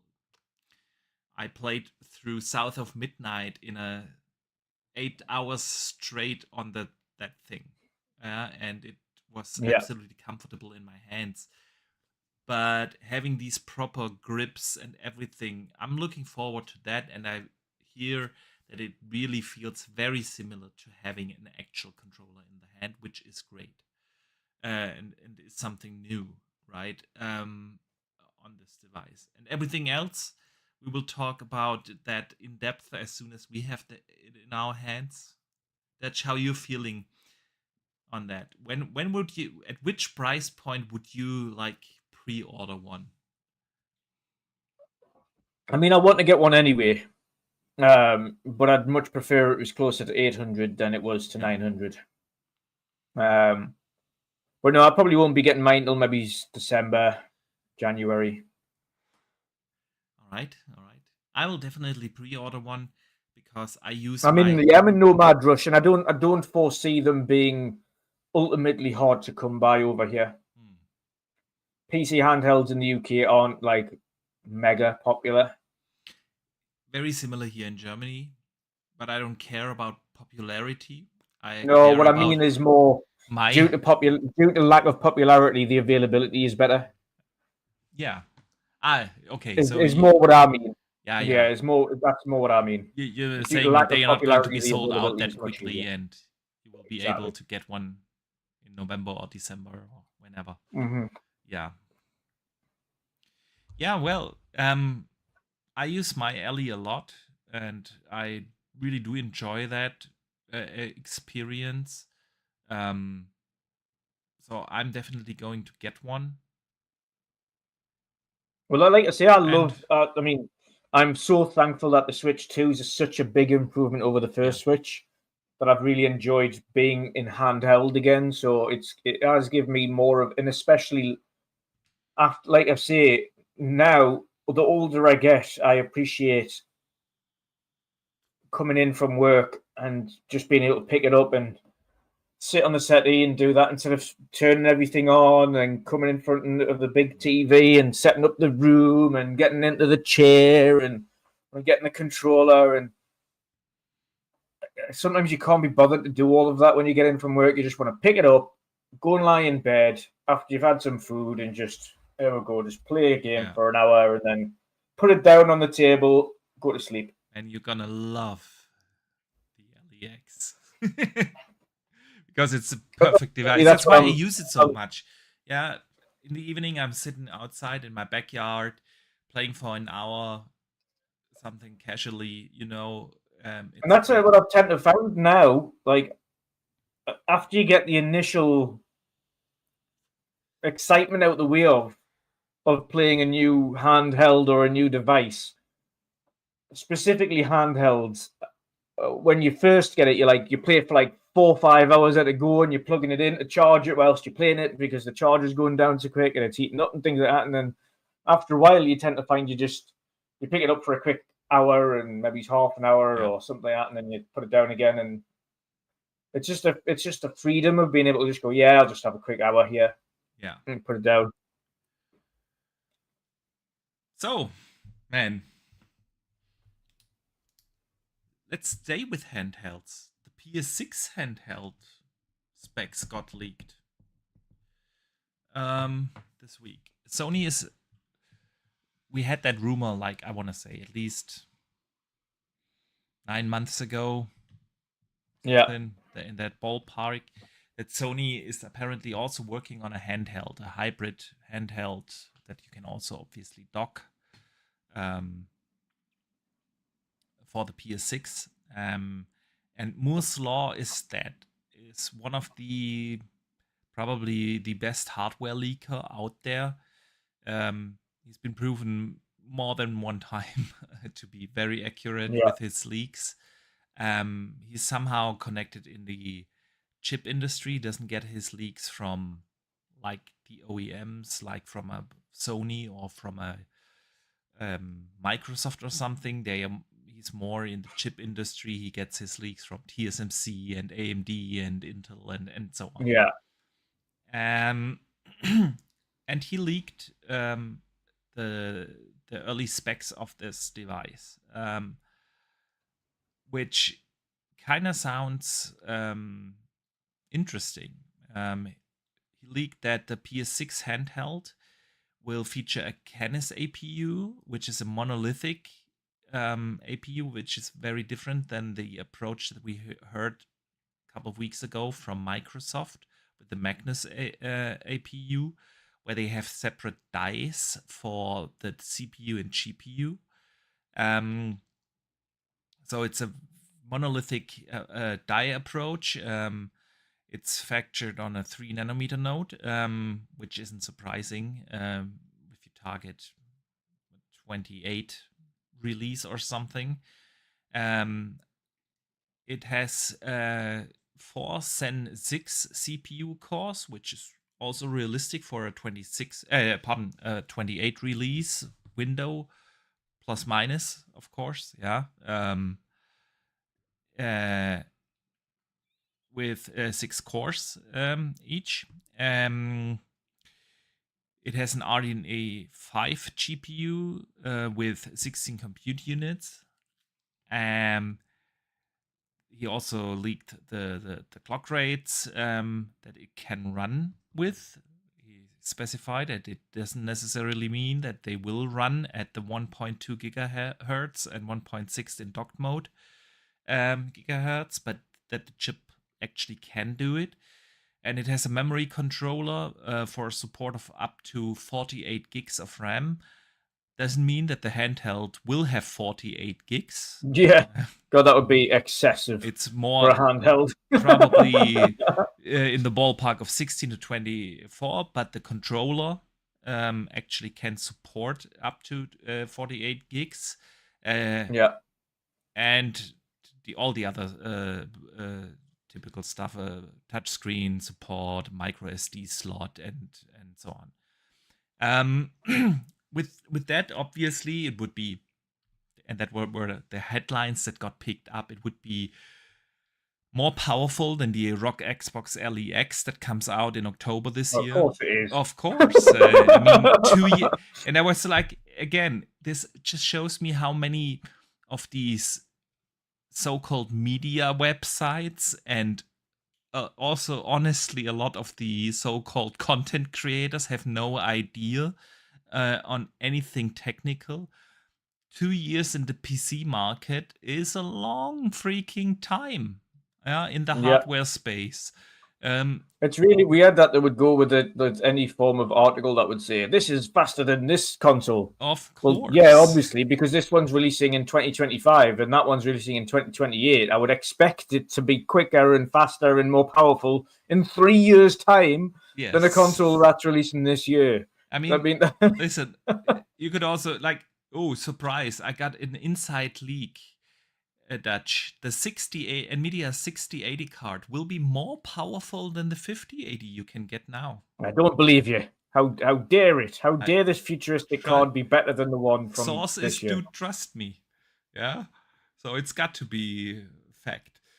It's like ridiculous. It does sound realistic. My sources tell me that Windows 12 is going to be horrific, just like Windows 11.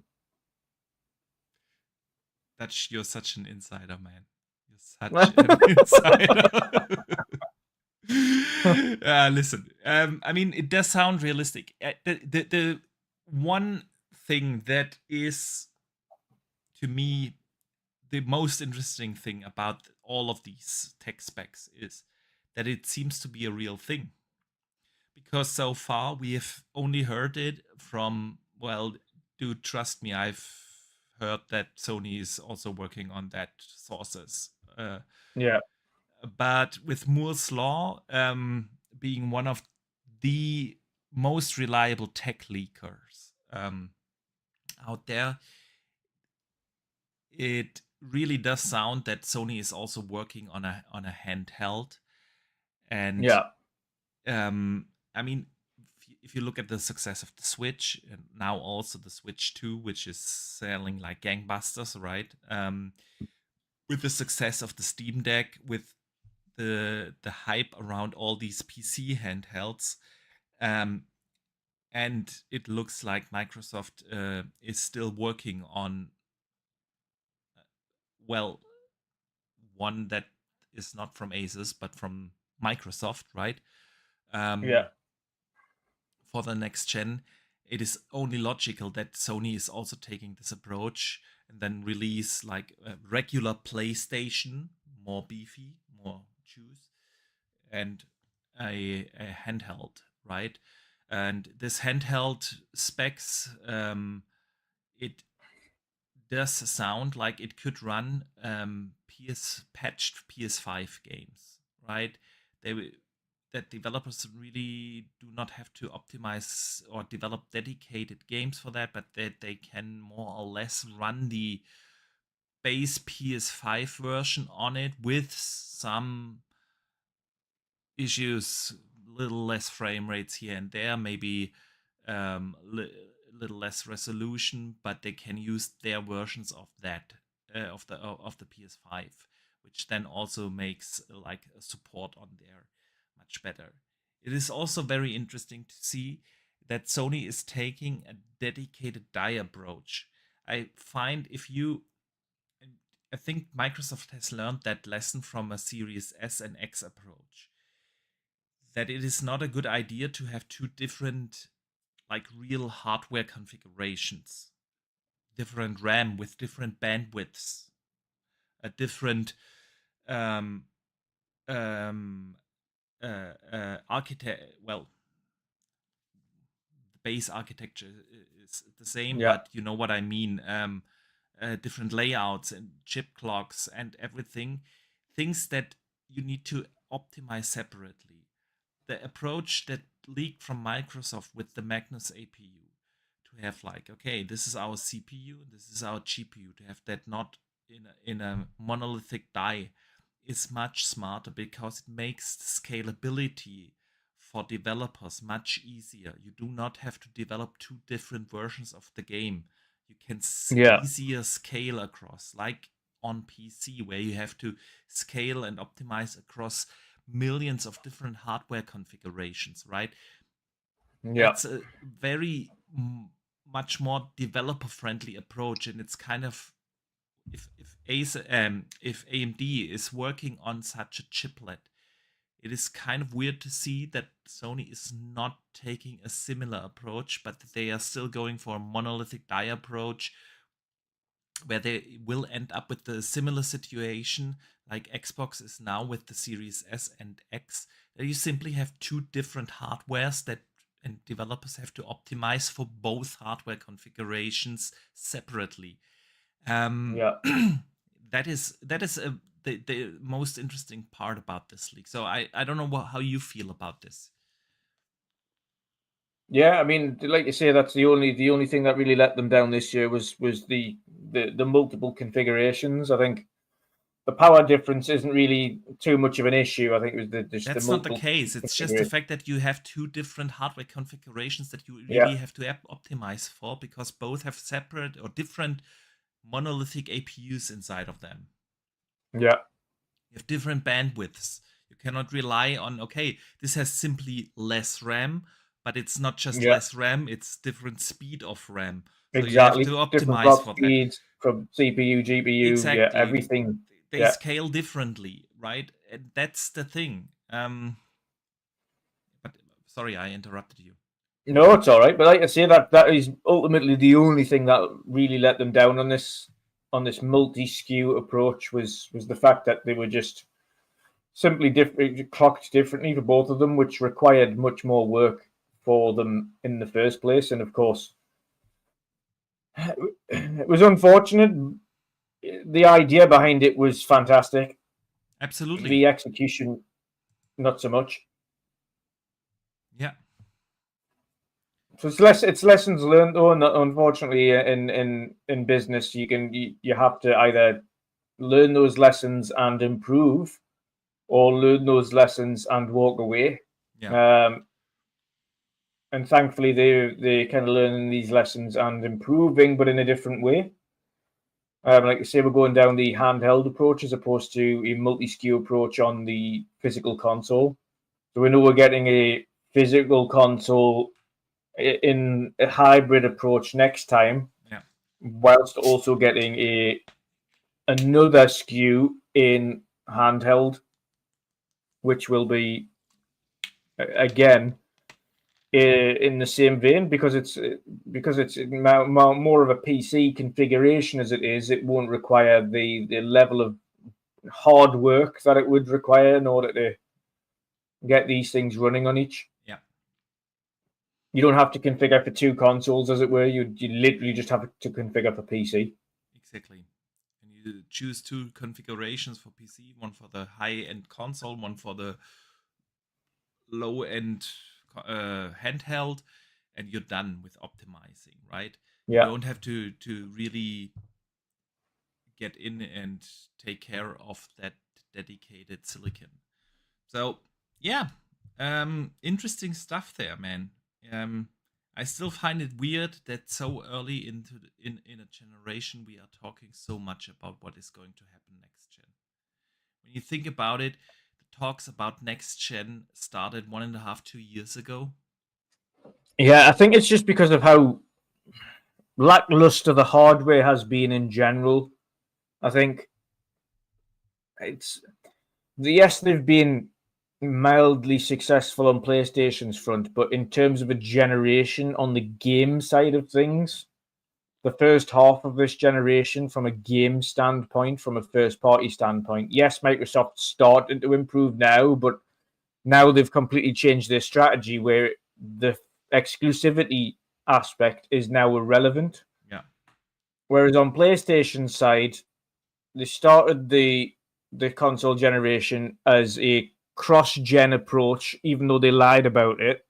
And now the rest of the gen has been completely lackluster in the amount of games that they're releasing as exclusives. Yeah. And now they're starting to release some of their games on Xbox as well. So it's been such a weird generation that it now weirdly makes sense to start talking about, okay, what's next? Because this generation's just completely went out the window. Absolutely. And then you talk about the unfortunate aspect of so many geopolitical problems causing pricing to just be erratic and increasing. Like, there's never been a generation where console that you bought 5 years ago is more expensive now than it was when it originally released. Yeah. Which makes absolutely no sense. But that's the economy we're in. And it's not like we've got new hardware with new capabilities. We're talking 5-year-old hardware that is still 5-year-old, and it's still priced more. Yeah. Even though it's not any faster, it's not any more performative, it's not doing anything different. It's still the same equipment, other than the Pro, but even then, it's still not greatly improved how things go. And yet everything's significantly more from a cost standpoint. So yeah, from there, it makes complete sense as to why everyone's like, let's just get rid of this gen and move on. Yeah. Weird gen. Super weird gen. Super weird. All right. Let's move on from next gen.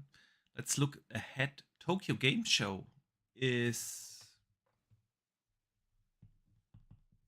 close. Ish. Close-ish. 2 weeks. Right? Is it 2 weeks, is it? Yeah. I think so. Let me check. Tokyo.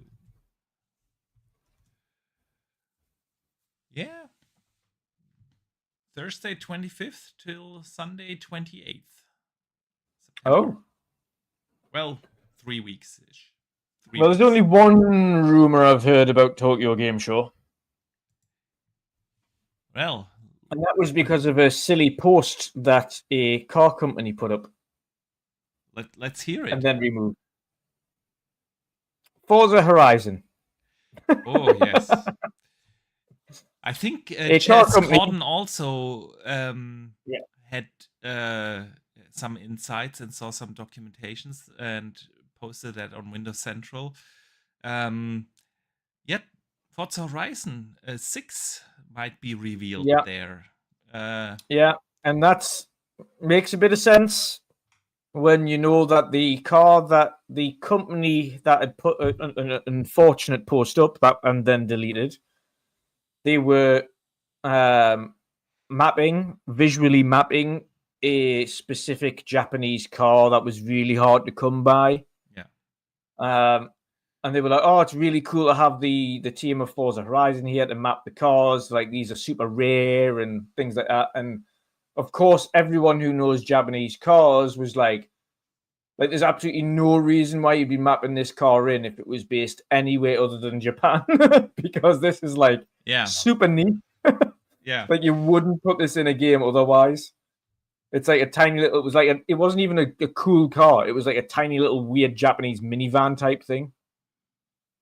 And then they obviously deleted the post, and everyone was like, "Right, it has to be in Japan this time round. It has to be. There's no other reason why they do that." Well, and then again, Jess Gordon leaked it. He said he saw some documentations and some insights there that it will be revealed at Tokyo Game Showcase, and it is indeed Forza Horizon 6 in Japan. And if it is in Japan, it would absolutely make sense to reveal that game there. I mean, it's been a long time coming. People have been asking for that for so long. And it kind of makes sense. Yeah. Right? After the UK in Forza Horizon 4 and Mexico in 5, why not go to Japan, right? Absolutely makes sense. And I cannot wait, man. I do hope. What are your hopes before I tell you mine? What are your hopes that Forza Horizon does newly, except a new setting? Well, they need to do something a bit different. They need to add other gameplay capabilities. They need to add bikes. They need That's to exactly do what more I was about to say. different kinds of challenges, or trucks, or something planes. new. Yeah, maybe planes. Although plane, I mean, speedboats, maybe speedboats. Yeah, that would be just cool. Essentially, yeah. They need to just expand upon it and do more with it. And exactly, I think for me as well, compared to 4 and even 3, Forza Horizon 5 didn't really have these big set piece races like they as much as they did in the previous ones.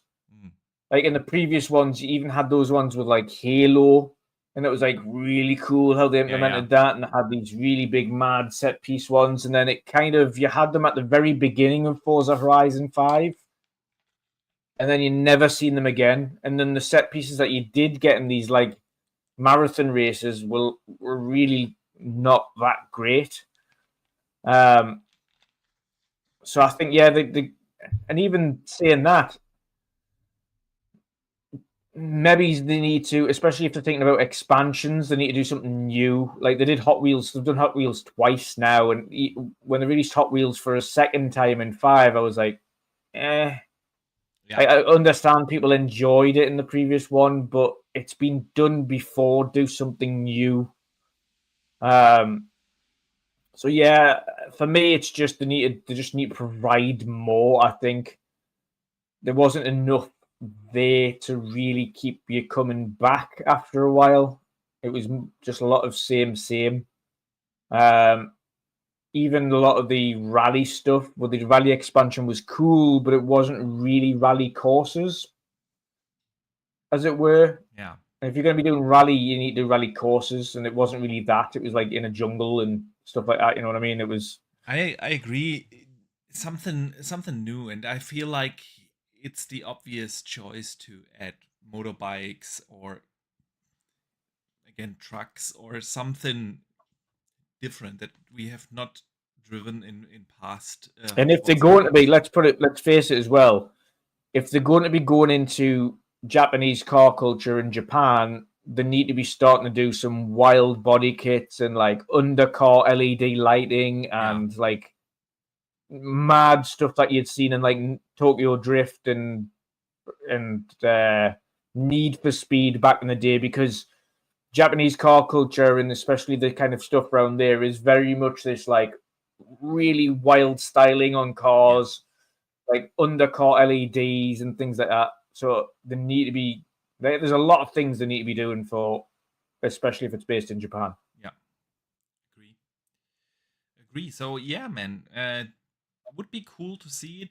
I mean, Phil Spencer kind of hinted at this year's June showcase already that 26 is the year where Gears, Forza, and Halo, or he didn't say Halo, he did say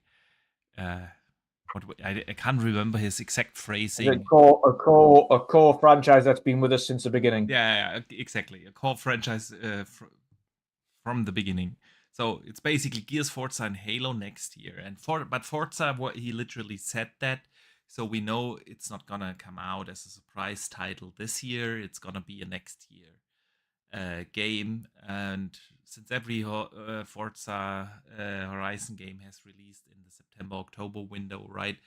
I bet that's a safe thing for that time window. Nevertheless, I'd love to see it, man. Looking forward to it, and looking forward to see what they've done with 6. What else is at Tokyo Game Show?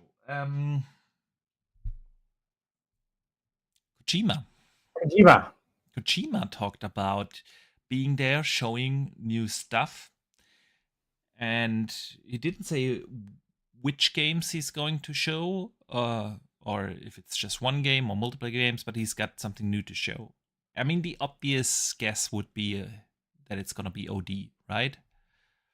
Death Stranding all the PlayStation game he's creating. But isn't that going to come out after OD? Possibly. I would assume so. Come on. If that game comes out before OD, then OD is simply a marketing scam. Yeah. I would assume that it's going to be OD. You would assume so, just simply based on the fact that Death Stranding 2 released not too long ago. Exactly. And then it's OD, and after OD, he will go to the next thing. So I assume that it's going to be OD. It also kind of makes sense because PlayStation is not going to have a presence there, right? Which is really weird. But they haven't been there for many years now. I want to say at least 3 years, 4 years. Yeah. They haven't been at Tokyo Game Showcase. As well as Gamescom, by the way. They are also not here anymore. They've gone completely off the grid at any showcases. They don't do their own showcases anymore. They don't show up at Tokyo Showcase. They don't show up at Gamescom. So, but Xbox gonna have a presence there. Yeah. And if Kojima shows something new, it kind of makes sense that it's gonna be OD, right? Yeah. Anything else you expect from Tokyo Game Showcase? Not particularly. I would assume we see more Final Fantasy stuff for Xbox. I would assume that Square. Yeah, I mean, we don't have an official 7 remake release date yet. We don't have a date yet. I could potentially even see that they are going to announce what they are going to do with Part 2. Rebirth. Thank you. I could potentially see that because like announce a release date for next year. Yeah, exactly. Or not even next year or window or something. Just it's coming. Something like that. I could see that. But other than that, I do not expect any major announcements coming out of it. Yep, same. But hey, if we get to see Forza Horizon 6, if we get to see OD, it's already no major announcements from me in Boxy. For people who maybe is like Persona or things like that, you probably will see something that you're super hyped about. But for me in Boxy, agree. If it isn't OD and if it isn't like Final Fantasy related and Forza Horizon 6, anything else with your anime, manga, whatever it is that you like, of course, that type of stuff. That's it. Maybe we get to see more of Octopath Traveler 0. Of what? Octopath Traveler 0. Possibly. But I'm already sold. That's gonna be my Christmas game. Man. I feel like, I don't know, has Square Enix got their own presence at Tokyo Game Show as well? I don't know. Actually don't know. Because I feel like if they did, they might see Kingdom Hearts there. If Square Enix have got their own presence. I'm not sure I feel what's like going Kingdom on Hearts with that game. disappeared I out of mean, the oblivion. how long has it been since we got the announcement for the next Kingdom Hearts? It's I A want to say while. 3 years at least. Yeah. And they've gone completely off the grid. And then to just Super quiet. pull it out at Tokyo Game Showcase. I don't know. I'm not sure, but could be. Could be, man. All right, Dutch. Let us move to the community questions. As always, we put up posts on all the social channels, on YouTube, on X, on Blue Sky, and people can write in questions. And so, or topics. Sometimes people even write in just comments that they would like us to discuss. And we do not hide that behind any paywalls, so everyone can write in. And the first question of this week comes from our good friend Sith Lord. And he asks this, Dutch. What is the next game from PlayStation coming to Xbox?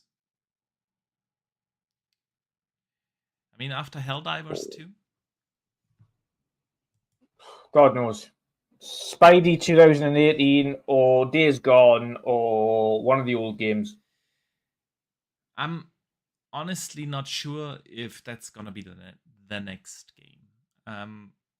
I think Sony is still internally struggling with releasing their core pillar franchises on Xbox.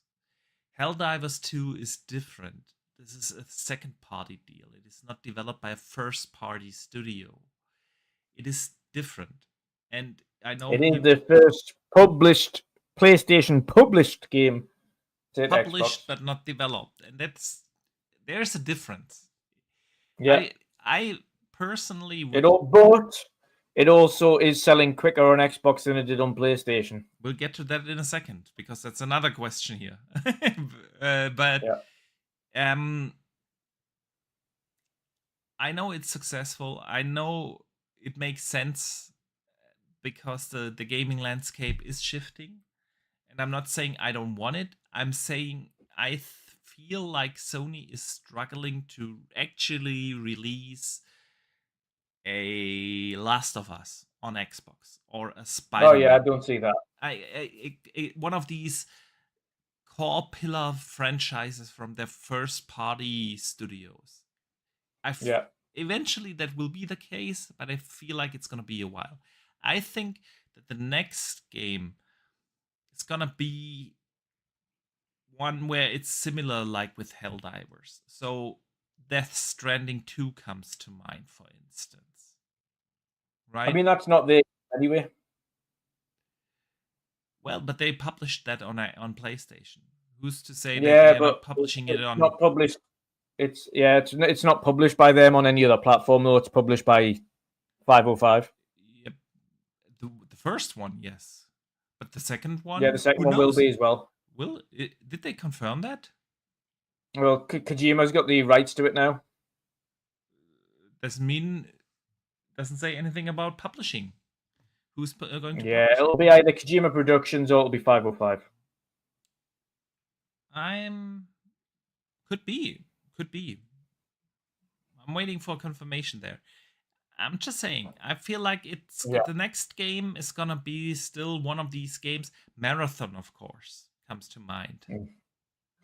Yeah, I don't think anybody's gonna buy that. Yeah, that on a rifle. I agree, but that's going to be another shutdown within a matter of weeks game. Yeah, it will suffer a very similar fate than Concord. Maybe not as quick 100%. As that, but they will let that die off more silently, you know. Yeah. And just not support it anymore, and then take it offline a year later, or I don't know. But I don't see that as a success. But I feel like that's one of the next things. This whole Spider-Man is now coming to Xbox thing is. I think Days Gone's got a good chance. Maybe, but because they killed that franchise. Yeah, they did. So what's the harm? They've literally already said it's not getting a sequel. So what's the harm? You may as well. They also said we are going to release 12 games as a service titles.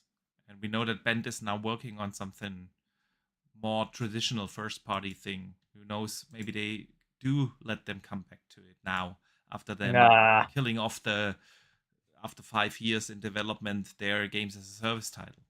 Who knows? Who knows? Archie Sentinel Gaming writes in.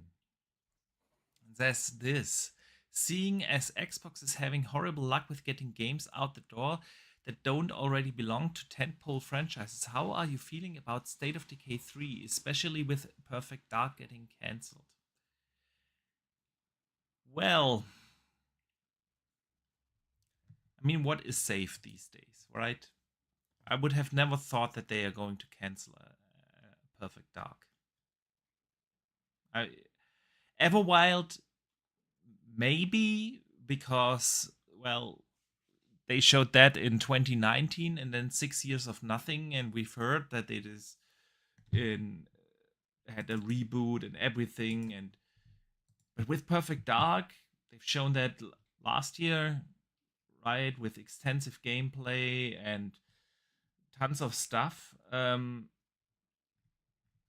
now they cancel that. So what is safe in this day and age? Nothing. However, I feel since the studio is so much smaller than a Rare or any of the others, it's more like State of Decay is more like a situation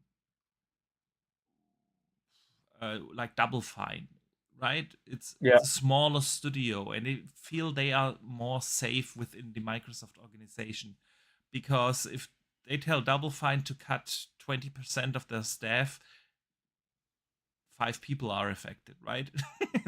That's the thing. State of Decay 3 looked fantastic. I feel like Microsoft has invested a lot in them, with them creating a second studio just for animation work. And State of Decay 3,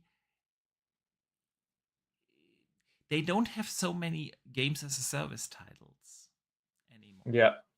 They have their old ones. They have their Sea of Thieves. They have their Forza Horizon. Yeah.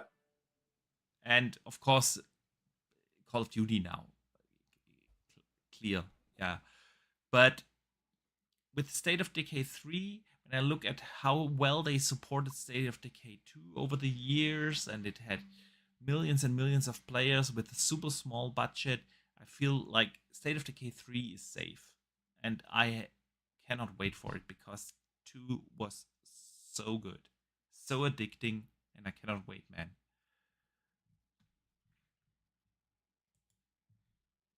Anything you want to add before we jump to the next question? No. All right. Yeah, on to the next. Jordan Berserker this writes in a short question. Helldivers 2 is a success on Xbox. Is it just one game? I mean, I think we kind of already talked about that. It's not going to be the last one, but I do not think that the whole slate is coming anytime soon. I don't feel not soon. Not soon. The landscape's certainly changing. Yes, the landscape is changing, and eventually, 5 years, 10 years down the line, it's going to be very different. But at the moment, over the next 1 or 2 years, I feel Sony is still struggling with bringing tentpole franchises to other platforms. Yeah. To other console platforms. Yeah. Charles Wilson writes in Dutch, and this is touching on your statement earlier. More than 926,000 units of Helldivers 2 have been sold on Xbox. More than original Helldivers 2 at launch on the PS5. What are your thoughts? Yeah, quicker opening 6 days than it did on PlayStation. Yeah. Which, again, I think will also definitely reinforce some views within PlayStation that they should look to potentially add more games to Xbox. Yeah.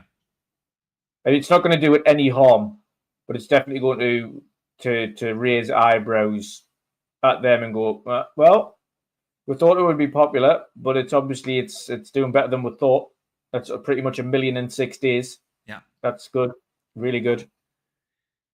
This, And that's not even and even what you can look at it in a more cynical view, I suppose, in one way, is them thinking this isn't even a tentpole franchise.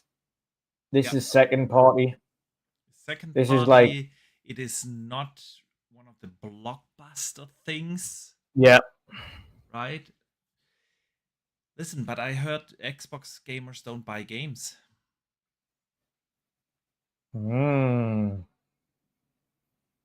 Yep.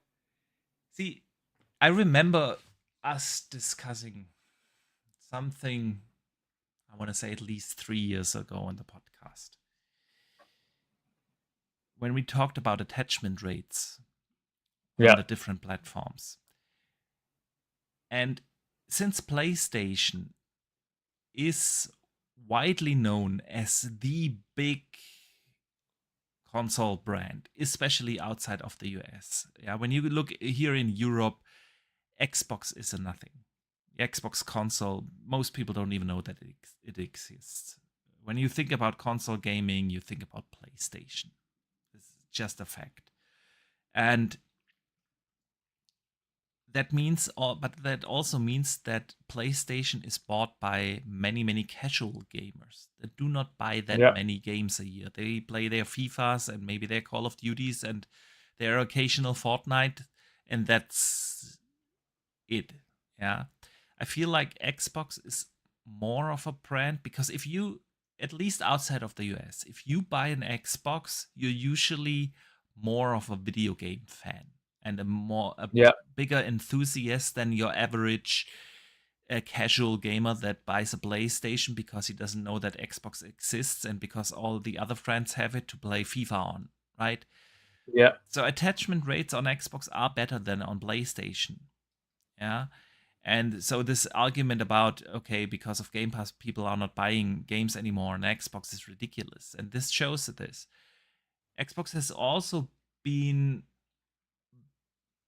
popular and famous for their competitive shooters, for their co-op shooters, right? Their Gears, their Halos. This is right up the alley of the average Xbox gamer, rather than the God of War and Spider-Man loving PlayStation gamer. And I'm not judging here. I'm not judging. Yeah, I'm just saying this kind of game, this genre of a game that Helldivers 2 is such a typical Xbox game. You know what I mean? And for that reason, I'm still a little surprised that it's doing that well. But I'm not surprised that Xbox gamers buy those kind of games, right? And I hear nothing but good things. I have yet to play it. I haven't played it yet. But good for them, man. And hopefully it will help the discussion within Sony to bring more games over, right? Yep. 100%. All right, Dutch. With that, we come to an end of this week's podcast.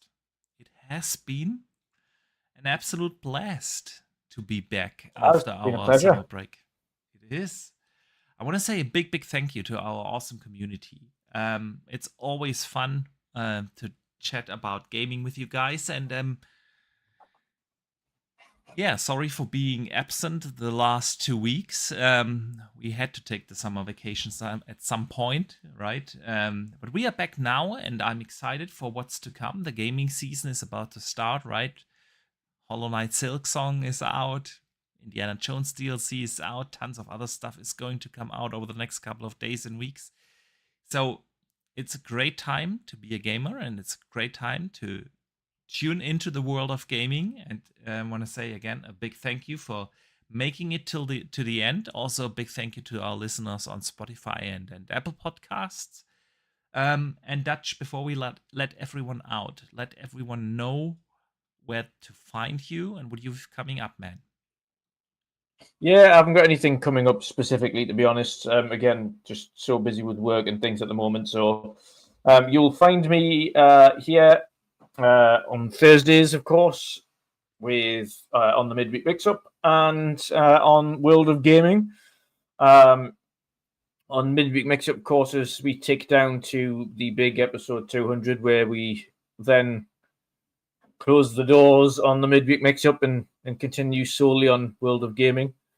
But yeah, you'll find me here every Thursday on both of these podcasts until further notice. All right. Hopefully, news continues to trickle in, so we can bring it more consistently over the coming weeks and not do it every other week as we have been. But yeah, it's been a pleasure to be back. You can find me everywhere at Wondering Dutch or Wondering Dutch X. Hope everyone has an awesome night and enjoy your games. Absolutely. So again, a big thank you. We hope to be back next Thursday, regular time, 8 p.m. Central Europe, 7 p.m. UK time, or 2 p.m. Eastern. Right. The weekend is near. Let's play some games, and we hope to see you guys next week. And don't forget to game on.